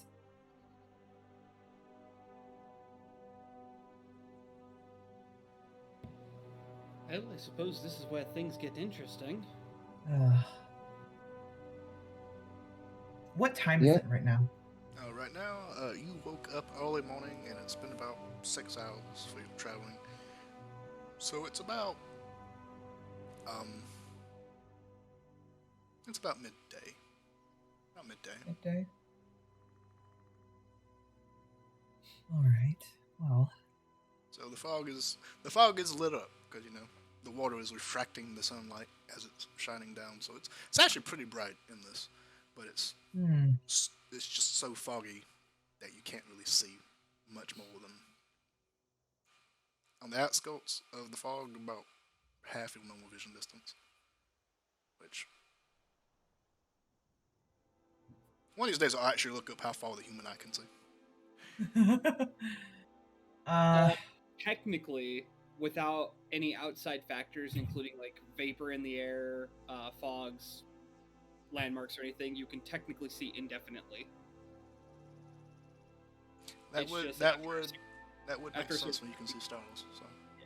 It's like after a certain point, like you can't pick out finer details, and like small things at great distances are basically impossible to perceive.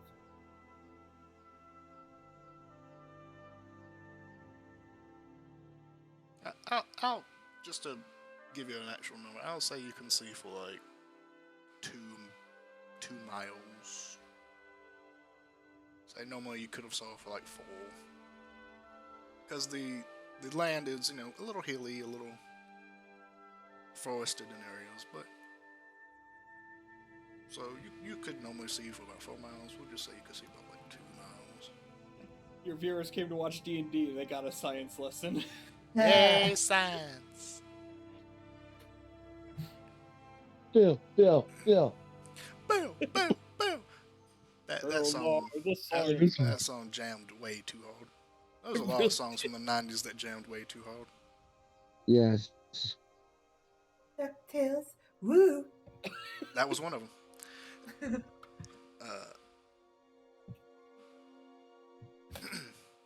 Meanwhile, in Fogland. So you don't see the outpost in sight. You all still on the road. Alright, I guess we follow the road until we find the outpost. So I recommend staying close together. Follow the yellow dirt road. Follow the yellow dirt road. Yep. Right, we're doing that now. Following the road? Yep. Following the road. Yes, let's follow the road. Alright, as you continue to follow the road, give me perception checks. Disadvantage. Oh, joy, because I need Except for you, that. because you have blind sight. Oh, fair. Well, you have blind sight for 10 feet, so... Okay. I'm not paying attention. Didn't help you at all.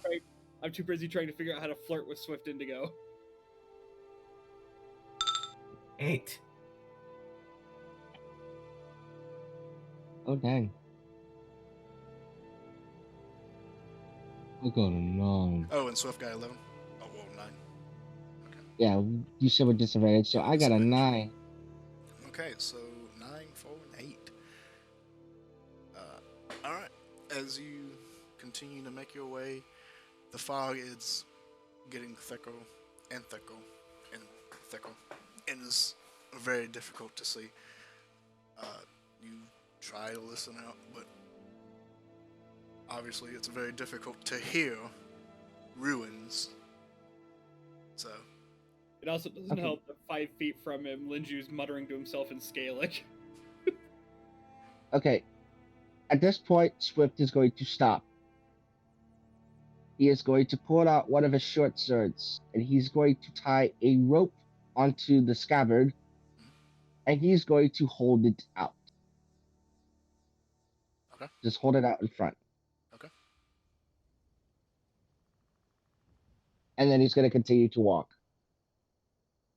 okay. You can still see the road, so you're still on the road. Hopefully. Yeah, Don't he's know. Don't know where holding to the fall. rope in his beak. Okay.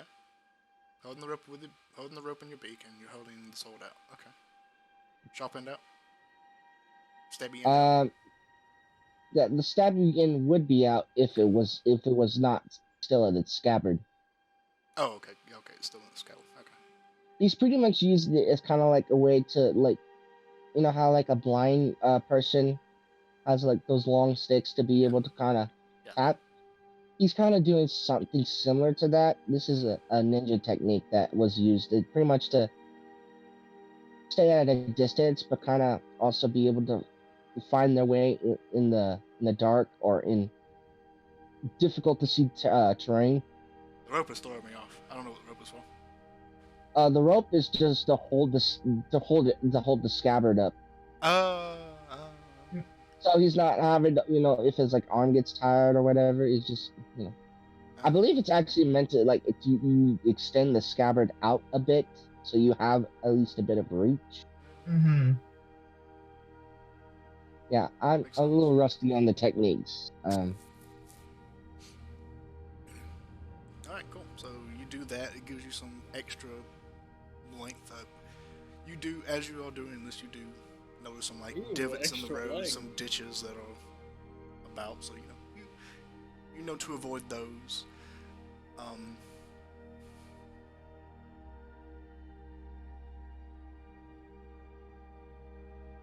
As we delve further into the fog, Linju is going to loosen his halberd and bring it out to bear. It has her cane. The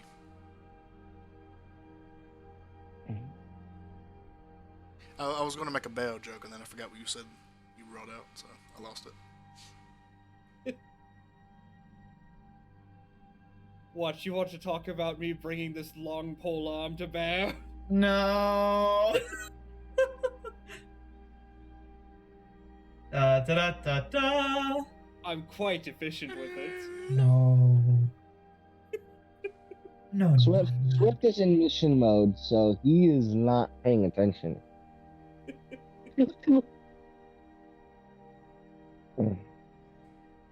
This snake's personal mission is now to make this Kenku blush at some point. Mm. Okay. Okay.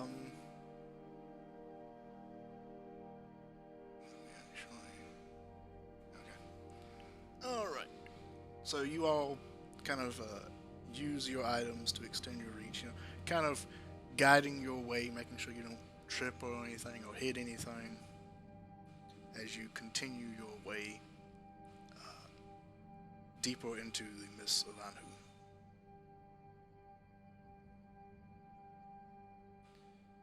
Alrighty, let's see here. Meanwhile, somewhere else, the BBEG with his crystal ball just, look at these fools wandering blindly into my domain. Oh God. Just yell out, "You look like a tool." Alright. Alright. As you all on making your way, you hear what sounds like a cackling coming from the right of you as you make your way down this road. Still, Do I poke anything with the sword? you do not poke. Well, you don't poke anything other than the road. Okay. Okay.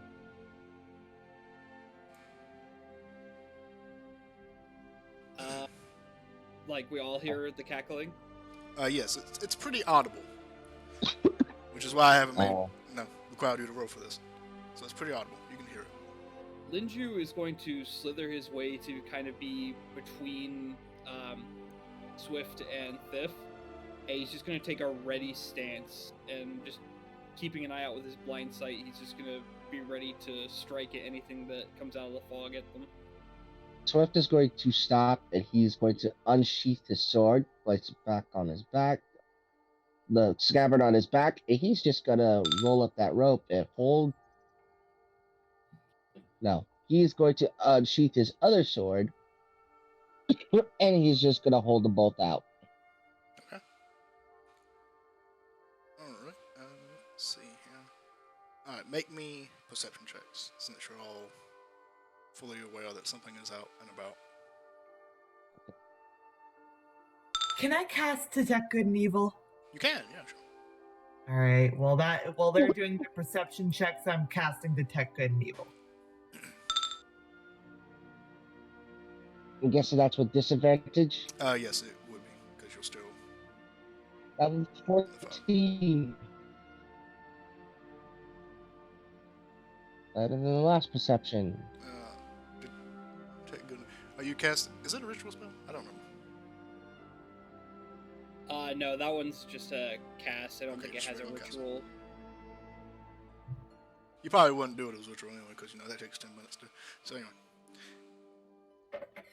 So you cast Detect Good and Evil. And you do actually sense an undead presence coming from where you hear this cackling. Oh, looky here.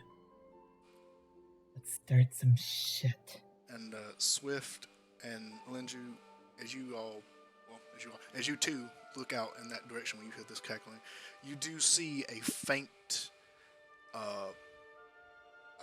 greenish light over in that area. You don't actually see anything, you just see this greenish light kind of glowing in that area. That is muffled by the fog around it. I believe that we have been noticed.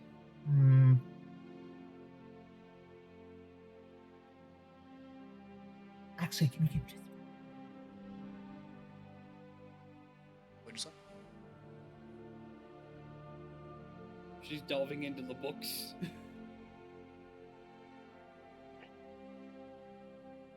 Alright, what do you do? Do you do anything?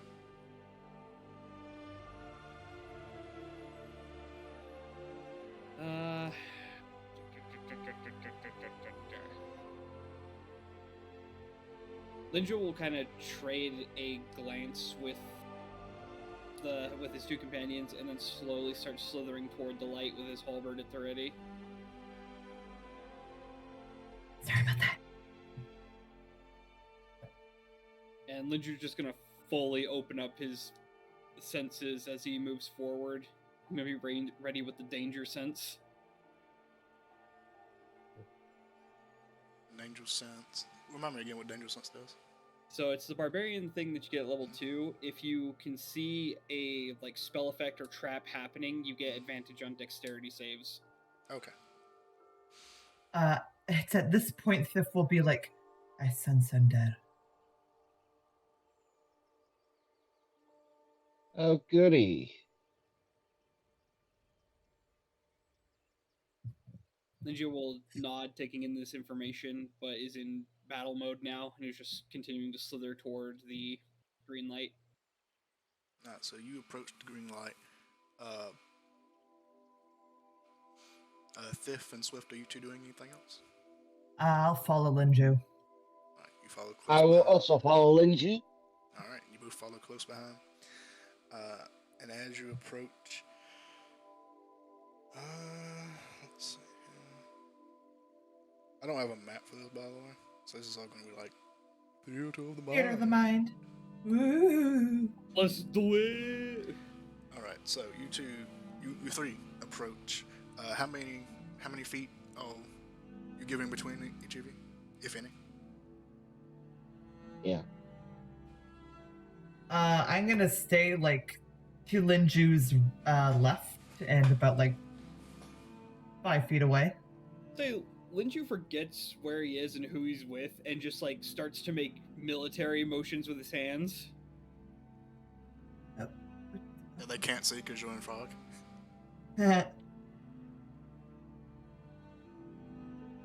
Just completely forgets everything, and it's just like motioning, like different orders.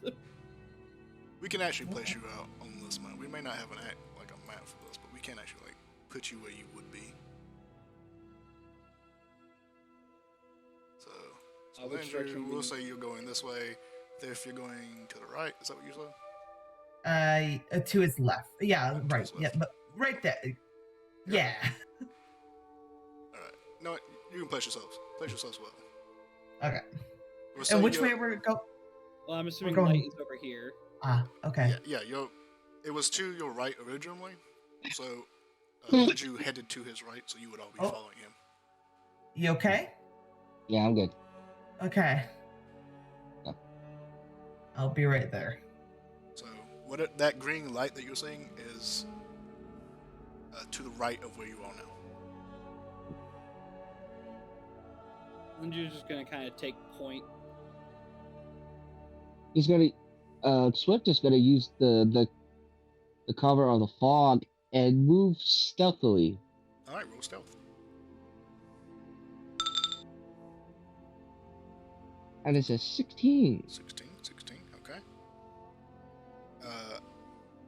Are you two going stealthily as well, or just balls to the No. walls? Balls to the walls. I'm making myself a target, essentially. I feel like you do this in every campaign you're in. I am the Listen. target. Hit me now. All right. Hit me. All right. So Listen, I make tanks for a purpose. I do this for a reason. All right. So you keep heading this way. You're getting closer and closer to this. Thing. To this green floating light. And as you approach, well, let's just see if it notices you. It probably will, because you're clinging and clinging. Clang. That's an S. That's not a D. I don't clang, I just slither. Slither. Oh, okay. Doesn't have a bonus. Okay, cool. Get Oh, the nope. D. Doesn't even realize you're there. Not even with your passive. Has no fucking idea. Hell yeah. And as you all approach, eventually the fog gives way enough that you can see what looks like this flaming green,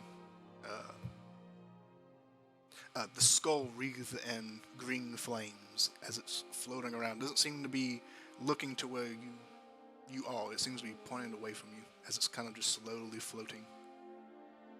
Cackling. floating- flames. Head?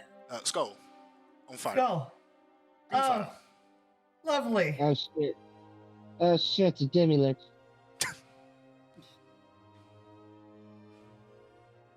Linju will kind of cock his head back and look at, or try to look at Thiff. Realize Do there's I- a lot of fog there. Thiff will actually go up to you a bit and just like stay near you. She'll does she know what this is? Did she know?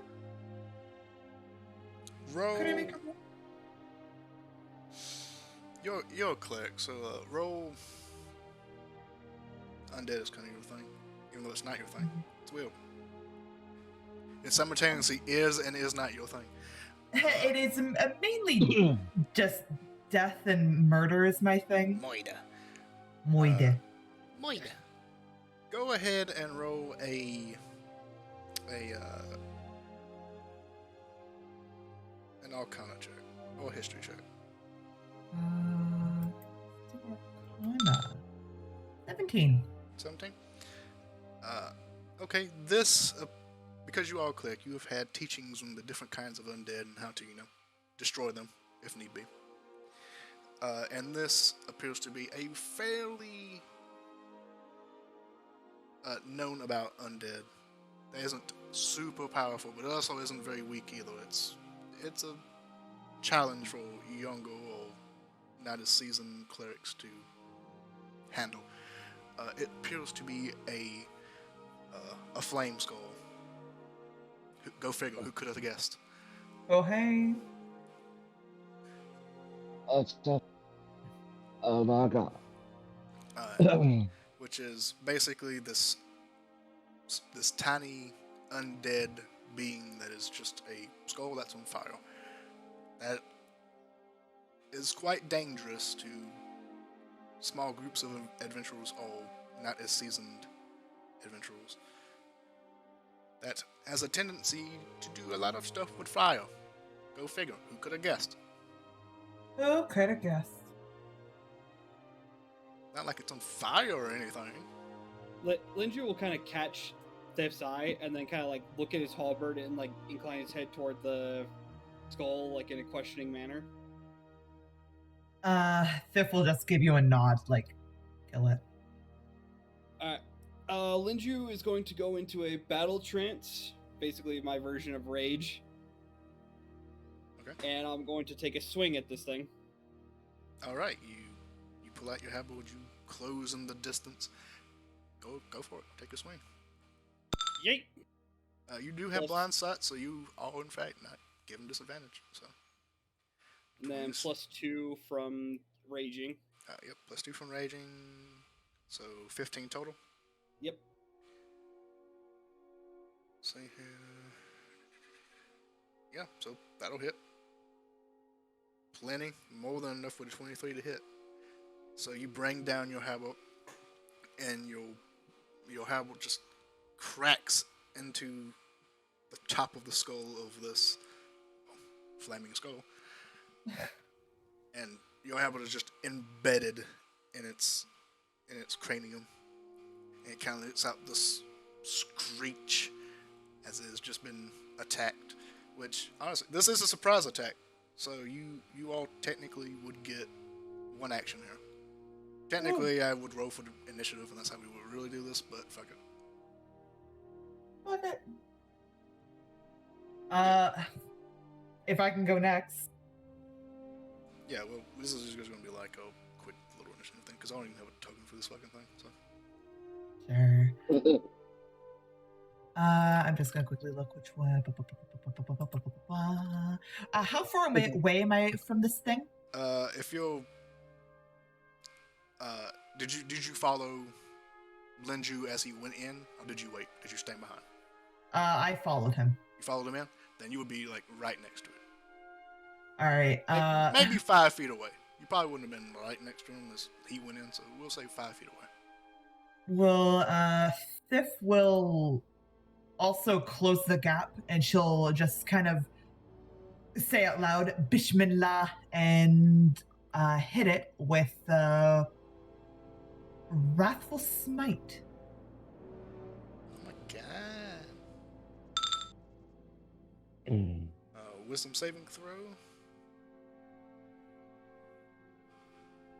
Really, for his mic, that's some shit. Next time you hit with a Someone was melee been weapon hanging out attack. with paladins. Say that again, sorry? Someone's you been still have hanging to out with attack. paladins.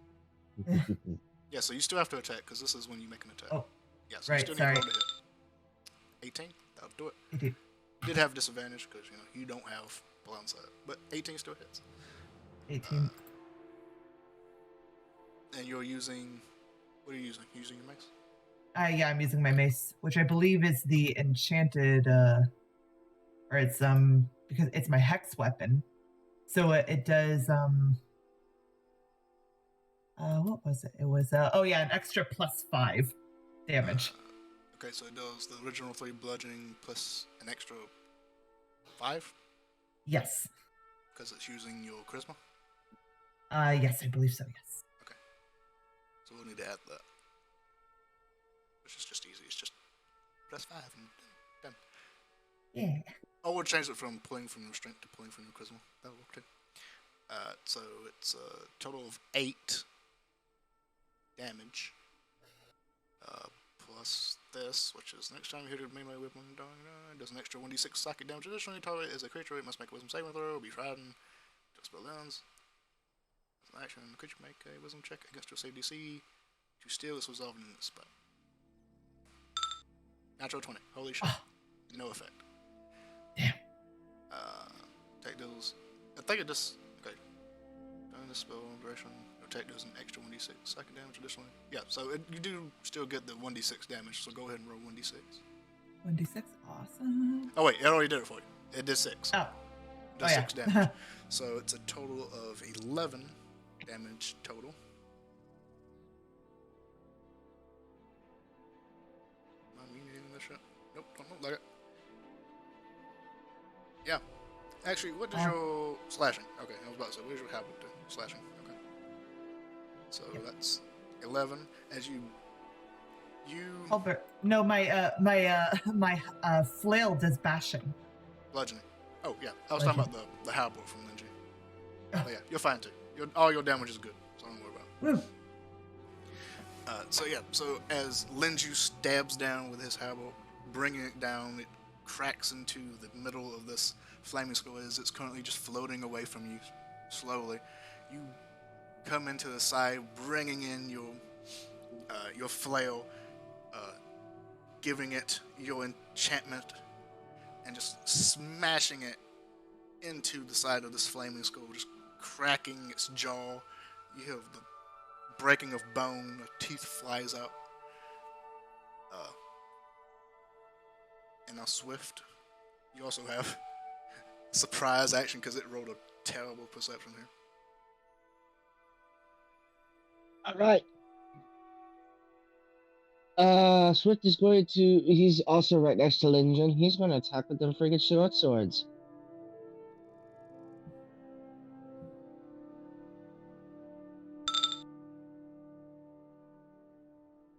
I'm guessing this was disadvantage, so that would be 13. Yes, unless what kind of barbarian are you? Barbarian.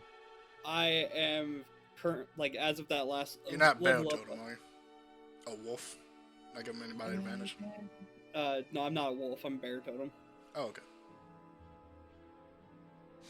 Yeah, so you're not getting advantage. Oh wait, no, you are getting advantage because you were stealth. Oh, I do. So it cancels out. Yeah, it would cancel out. So it'll still be a 13. Yeah, it would still be a 13, which is unfortunate, but It's a miss. actually, that is normally how I roll it. But man, seeing that 15 just been like, oh well, it was a straight roll, so you just take the plus one. Kind of sucks, doesn't it? But yeah, it would still be a. Actually, wait, hold on, 13. That hits. Doesn't matter. It hits. No 13 hits. 13 hits. It's fine. Ooh. That's 11 slashing damage. All right. You attacking with both? You had 2. Did you have 2? Yes, I have 2. I have both of them out. Yeah, so you can. As soon as I heard that calculator, okay. That's a 14. 14. You were not stealth, so it is the disadvantage this time. So it's a 12. That unfortunately does miss. So That's okay. I did. Oh wait, do I get sneak attack bonus? You do get sneak attack bonus because you were stealth, and you had advantage. Okay. Oh wait, hold on. You had disadvantage as well, so no, you don't, because it was a straight roll. But I was also within 5 feet of the target. Yeah, but if you have disadvantage, you don't get it at all. But didn't he also have advantage from being stealth, so it canceled out? See, it's one of those rules where it's like, actually, that is how. You know what? You're right. That's how I've always ruled it because it's always weird to me that if they cancel out, then the disadvantage shouldn't have existed at the beginning. I think that's how it's supposed to be ruled. Rules but is not written, now. it just says if you have disadvantage. But since they cancel out, you Okay. don't technically have disadvantage, so you should still get it. Brackets. There's a lot of technicalities here. It really is, especially in that. There's a lot of technicalities in D&D. Okay. The rogue. uh, What you looking for? /R also works. /R Yes. Gotta have a space. between space both. 2d6. Yep. 5. So that is a total of 15. I think that's right. I think it's 2d6. Gotta be honest with you, don't know off the top of my head. You're level 4 right now, correct? Yeah. Yeah, you're still at 2d6. Next level, it goes up to 3. Okay. Yeah, so this is 16.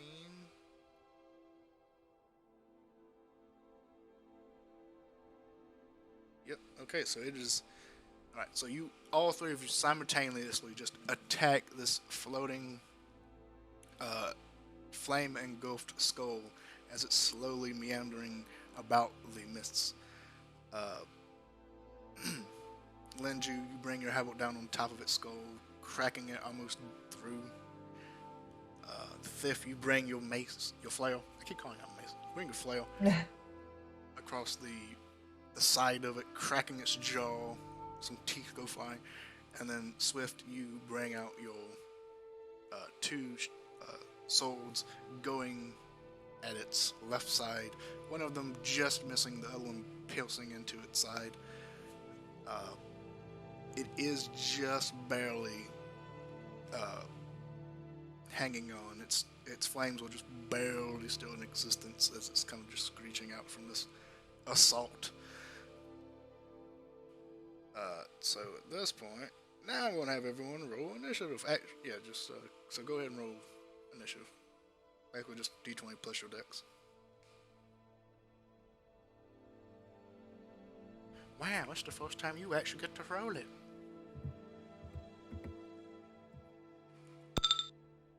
Woo! Well, that would be 12 plus 1, so 13. Oof. Ouch.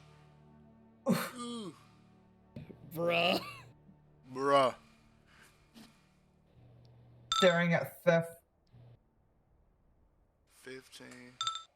Oh, like 14. right now, Linju doesn't seem to be at home at all. Like his pupils have narrowed down into thin slits, and he's just in a battle trance. Yeah. Alright, so as you all have your simultaneous assault, the flaming skull kind of erupts into just a momentary flame. Dulce, you do get just slightly.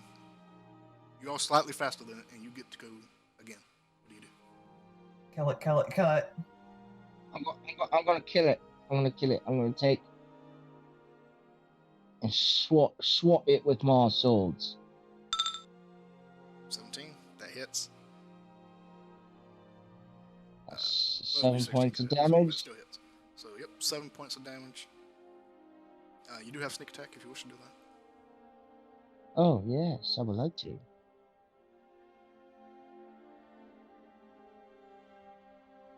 Uh, 2d6, another 5. Awesome.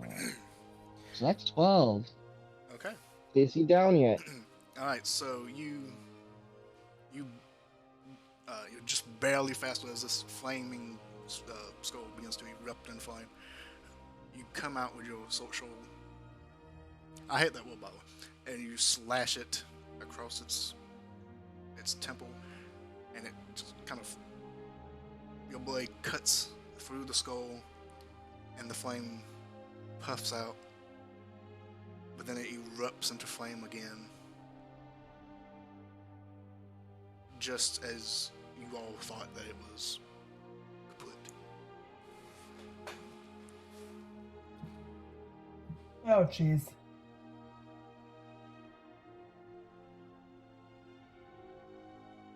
Oh wait, hold on. I read that wrong. No, it is kaput. The flames stay dead. It Yay! is kaput. I read that wrong. And it just I kind was of about to crumbles smack to it the again. ground. Yeah. The flames are kaput. I read that one. The flames will die out as you deliver that one final blow, and the skull kind of falls to the ground. All of Yeah. the cuts and broken jaw to it.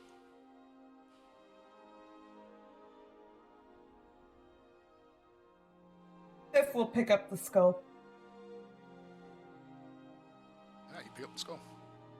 It is a humanist-looking skull. The flames have since died out. The battle damage that you did to it, ever present. We'll put it in her bag. Do you? You didn't lose Actually, wait. Did you lose concentration on? You did. Yeah, because to do the smite would have required. Yeah, the smite went out. So. Oh dear. Yeah. So you don't have detect dead. Not detect dead. The other one. Good and evil. Good and evil. Good and evil. Detect good and evil. You know what? She might as well put that back up. Okay. So I now have 3 spell slots left. Wong. After about 6 seconds, Linju kind of like staggers a bit as his pupils return to normal size. Alright, as you do put detect good and evil back up, the skull still gives off that sense of undead. Well, yeah, no, it's useful to her. She can use that for things. Devious things. Okay. The fifth slowly puts the skull in her bag. Popcorn pops his head out of the bag, kind of stretches and yawns. Oh, what did I miss? Oh, a friend! Oh, goody! Yes, it's going into Yay. his collection. You always bring me such nice things, Madam Thief.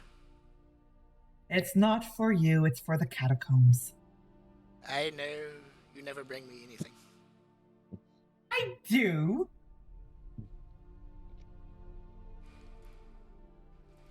He noticed the conversation.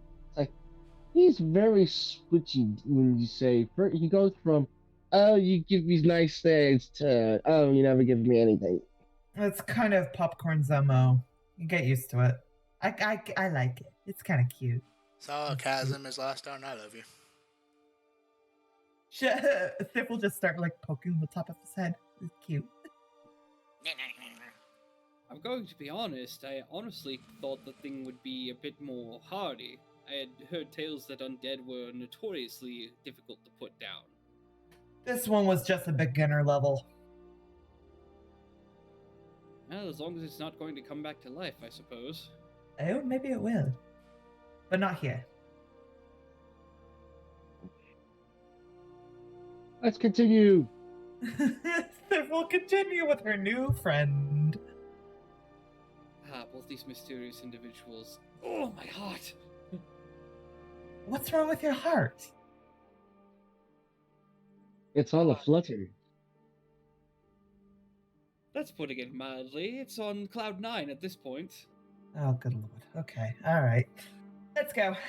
Oh, he's having a heart attack. I love it when this happens. Yes, we get to watch people have heart attacks all the time. Don't worry. I'm sure you do. I blame the high cholesterol.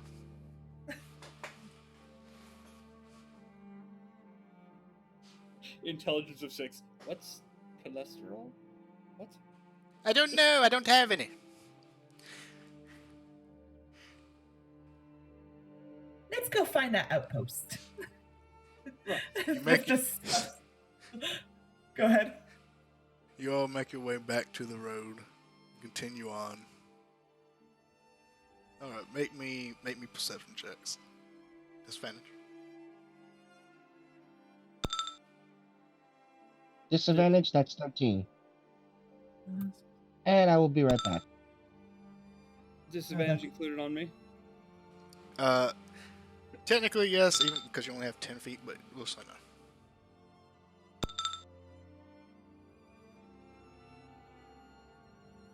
Who knows? 14. Maybe your 10 feet of blind sight will put you exactly where you need to be. Listen, Alright. there's always a path, and I will stay on the path because I don't know what else is going on. Oh, look, the path ended. Well, fuck. Shit. Oh, the path ended. I think this is where we're supposed to be. Alright. 16, 14, 13. Alright. You continue on the path. As you continue on, you do see just barely, Lindsay, you actually see it because of your blind sight. You sense that kind of hidden behind some bushery that hasn't been. That's not the right word. That's what I'm using. Shrubbery. Foliage. Foliage, shrubbery, bushery, plumage, all verbs, adjectives, I don't know. To describe similar things. You see, well, you kind of sense that there's a sign, a signpost kind of overgrown by foliage. I'll kind of wave the other two over to it as so they're over and try and kind of like pry apart some of the foliage to see what the sign says. You begin pulling away the foliage to make it readable. And after doing so for a while, you see the signpost hasn't been taken care of. This whole trail hasn't really been tended to in some time. Don't blame him. Can't see shit out here. How are we supposed to know what to Oh. fix? Is it stuff time now? Oh, I found a road sign that's been overgrown. I'm just trying to see what it says. Yeah, and as you uncover the sign, you do see a signpost that's a little difficult to read. But you see one of the signs kind of points back to where you were headed. And it is labeled Northridge. So many miles. There is another little bit of it that is pointed in a continuation of the road. It is labeled Mist Fallen. And then there's another bit of the sign. It kind of goes off in the Mist Fallen went off to the western side. And then to the eastern side, there is another signpost that reads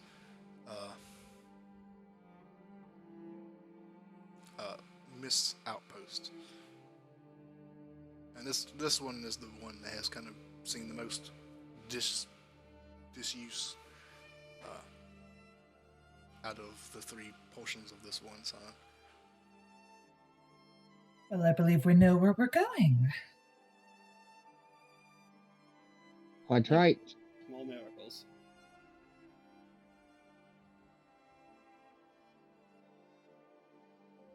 All right, onward. That way, east. East. I thought you said yeast. East? I thought you said west. God damn it, Patrick. Alright. And as you follow the sign, you notice that there is actually a smaller road that kind of splits off from this main road, and it hasn't been used in a very long time. Go ahead and make perception checks. Once again, disadvantage. All that fun stuff. That's a 4. I really just got like 4, my lord. Number 4. He's kind of a little bit distracted by Fifth at the moment. 16. What? everybody's getting distracted by Thif. She's gorgeous. Thif the thick. Amazing. Yeah. I'm not gonna lie, yeah. Like, for a bugbear, she is, like, I even shouldn't really say that, but she is very beautiful. She definitely has that very regal, noble look to her. I shouldn't say that about this mythological race that doesn't actually exist. Listen, someone somewhere. Someone somewhere would be like, that's a... Yeah, I That's know. Specious. Okay. She's also short. For a bugbear, a little short. Now that you shouldn't say, because that... That's I don't think sizest. Swift cares about. Swift doesn't really care about size. I see. I just got dead quiet. I mean, he's not that particular. Oh, he's not one of those. Oh, you're too tall. You're too tall. I can't be with you. It's like, if you're tall, you're attractive, then that's the way it is. There is so much sexual tension in this party. This Linju is rated E for everyone. Which is about to be what happens in the very end of this. No. This- No. Maybe. No. Or maybe he dies. Who knows? We don't know yet.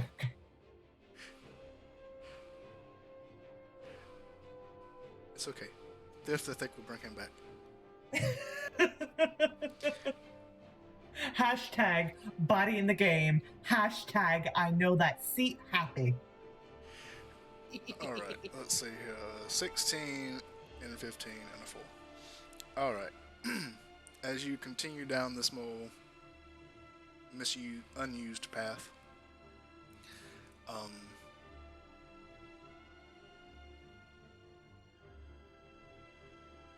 you do manage to stay on the path as you continue on. You do manage to keep track of what is path and what is just forested area. Yeah. As you continue on,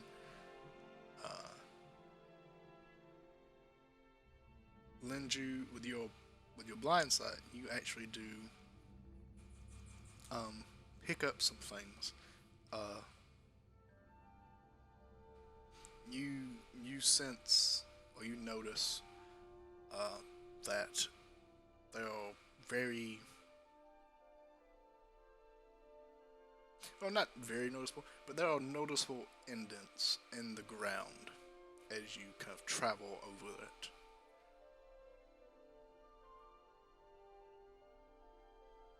I'll go ahead and stop and kind of like peer down at one of the indents. All right, make an investigation check. Investigation. Yep, sounds Negative about right. 1. Jesus. These indents are concave. There's like pockmarked holes in the ground here. Have a look. They're potholes, are they not? They seem a little small for that, or a little larger. I can't tell. There's a lot of fog. Okay. Can I get an investigation, please? I was so close to calling them convex. That's how low you were. I'll be damned, these holes are convex. Convex. They are Fine. convex. They are convex. They're holes, Linju. They're holes in the ground. But there's so many of them, and they're kind of rhythmic. Yeah, I know. That's what a lot of.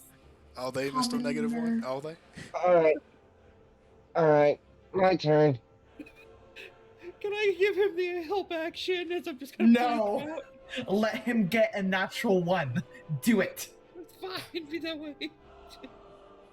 Investigation? Yes, if you'd like to. Oh, shit. Now I get the high rolls. Oh, that's a natural 20. Okay. Shit, All right, so I see holes. I don't know They're what they mean. holes. Get over it. They're the just bad holes. thing is this actually should have been at disadvantage. So there was literally no way Yeah, for well, that's- Linju to get low. 20 still holds. So as you kind of lean in and look at these these concave holes in the ground. Listen, I know all about holes, and these don't seem like natural holes. I didn't need to know that. These holes appear to be fairly large boot prints made by a pretty heavy foot. These holes are footprints. Huh. Oh. Where did we And hear it that was made before? by a very, very heavy foot. Where have we heard that before?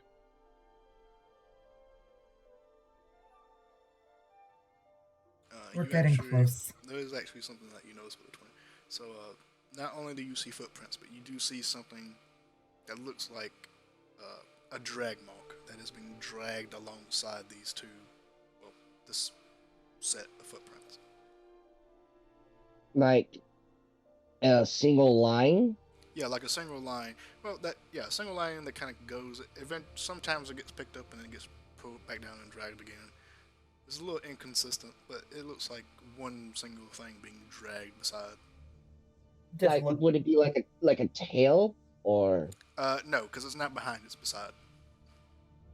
That's beside. Okay. How big? Well, the drag mark is about 3. No, that's too big. Like 2 inches. 2 inches? Okay. Something heavy, but something not too big. Something heavy enough to leave a drag mark, but not big enough to like be a body or anything. Yeah, so maybe a weapon. All right, boys. I love Let's the check mental it image out. of just like there's holes in the ground. I don't know what they mean. They're just holes. They're boot prints. Actually, they're Oh. footprints. Oh. just turn to the two. It's like they're boot prints. Oh, I don't wear All boots. right. Neither do I. Time to track the boot prints and the drag mark. Oh, there's jack mark. Oh dear. Yeah, it looks like whatever big burly thing that came by here is also dragging something along its side. We should be Possibly a careful. weapon. Well, yes, we should. All right, onwards. Onwards, but also keeping an eye out for on the tracks. I'm always careful. I was trained by some of the best that Hymnal has to offer. You know, I'm just always on guard and just not paying attention. Just You're going the wrong way.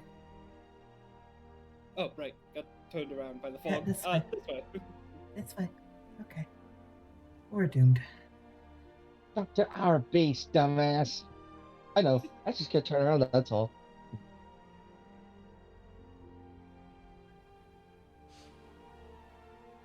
Somehow this character is even funner than I imagined it being. All right, and you continue down this road following these boot prints. Since you're keeping a watch out along the road for anything that may be, there. Yeah. Any traps or any creatures or anything, make me perception checks once again.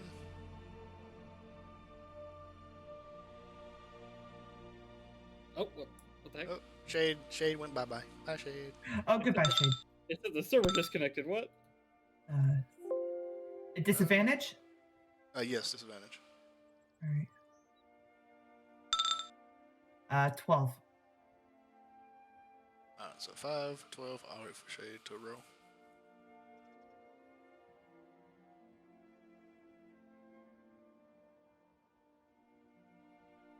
Where am I? If you can find He it safe, keeps you can getting just like keeps roll a getting d20. distracted by theft, and he does not know why. Oh, I'm very. Oh, see, you're getting distracted. Okay, I was like, they said Lindsay wasn't. I was like, oh, I very much know why. Now, Thick doesn't know why. I mean, she's beautiful, but he doesn't understand why he's having a hard time not paying attention to the mission. 16. Okay. Because Linju's in his brain telling him naughty things. At one point, Thif just does like a really big stretch. Just does a stretch. Linju just Nick goes can- stock still. Linju just stock still. Just wow. Oh yes, it's always good to be limber. Hmm. Limber, Madam Thief. As he just Of files course. down his ice fingers. Oh yes, just stay limber. Yep, What are you doing? I'm filing. All right. I got to look good for the bitches. You always look good for the bitches, Popcorn. Linju was suddenly really glad that he wasn't drinking anything when he heard her say that. Swift is just behind, and he's slightly blushing.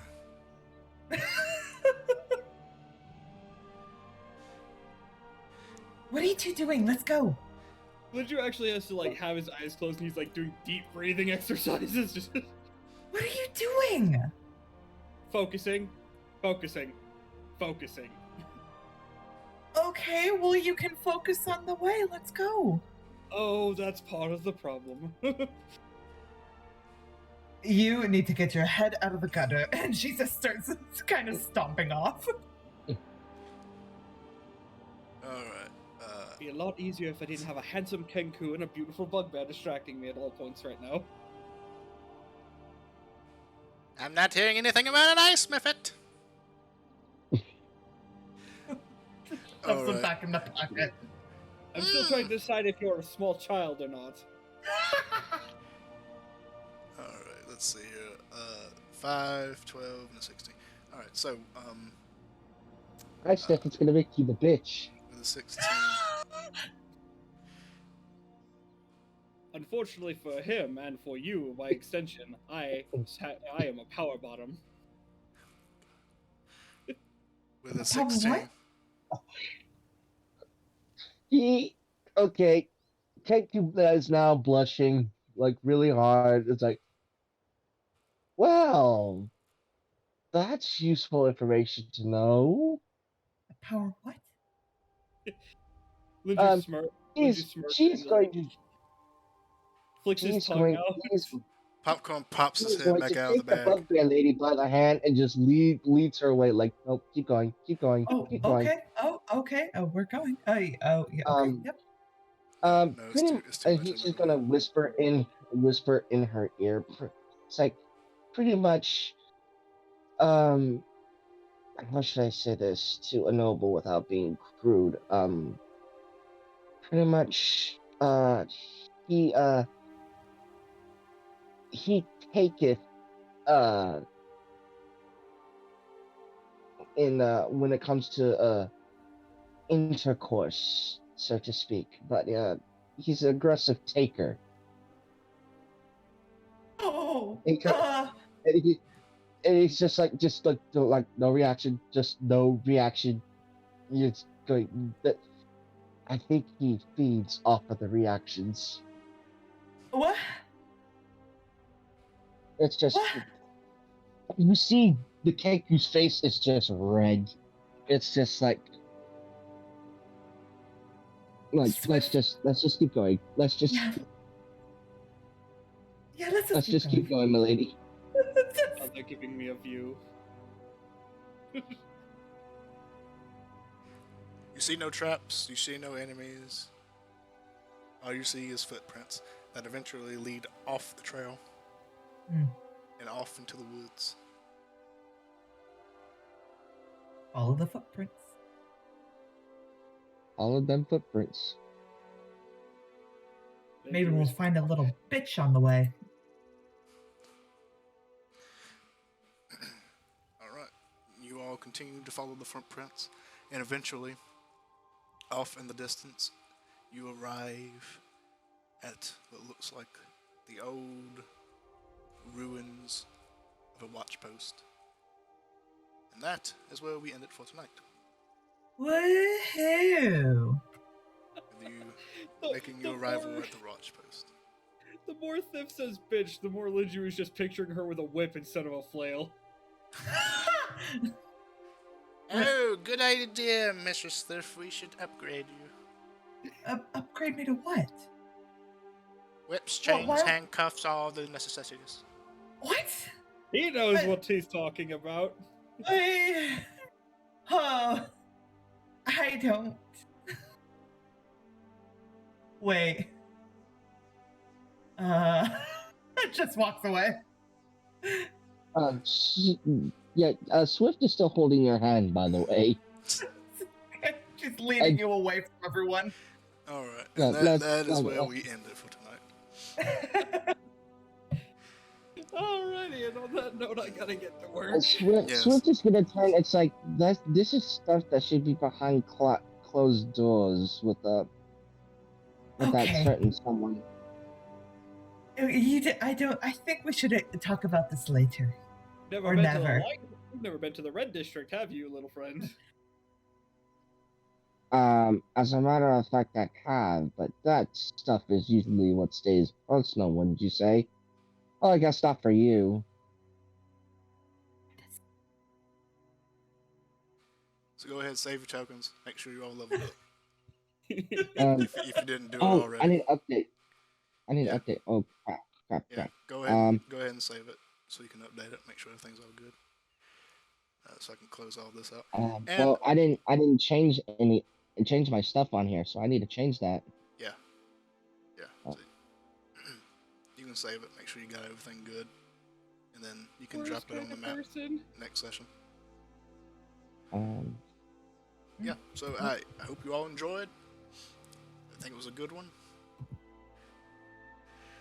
Ooh. and we'll pick up here at the ruins next time, next week. This Oh. is what I do as a. This is what I do as a barbarian fighter. Imagine what I would do if I was playing the stereotypical bard. It's illegal. Goodbye, everyone. Goodbye. Oh. bye.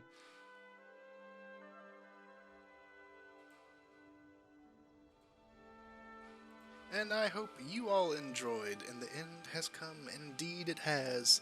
I hope you all enjoyed. I think it was a good session.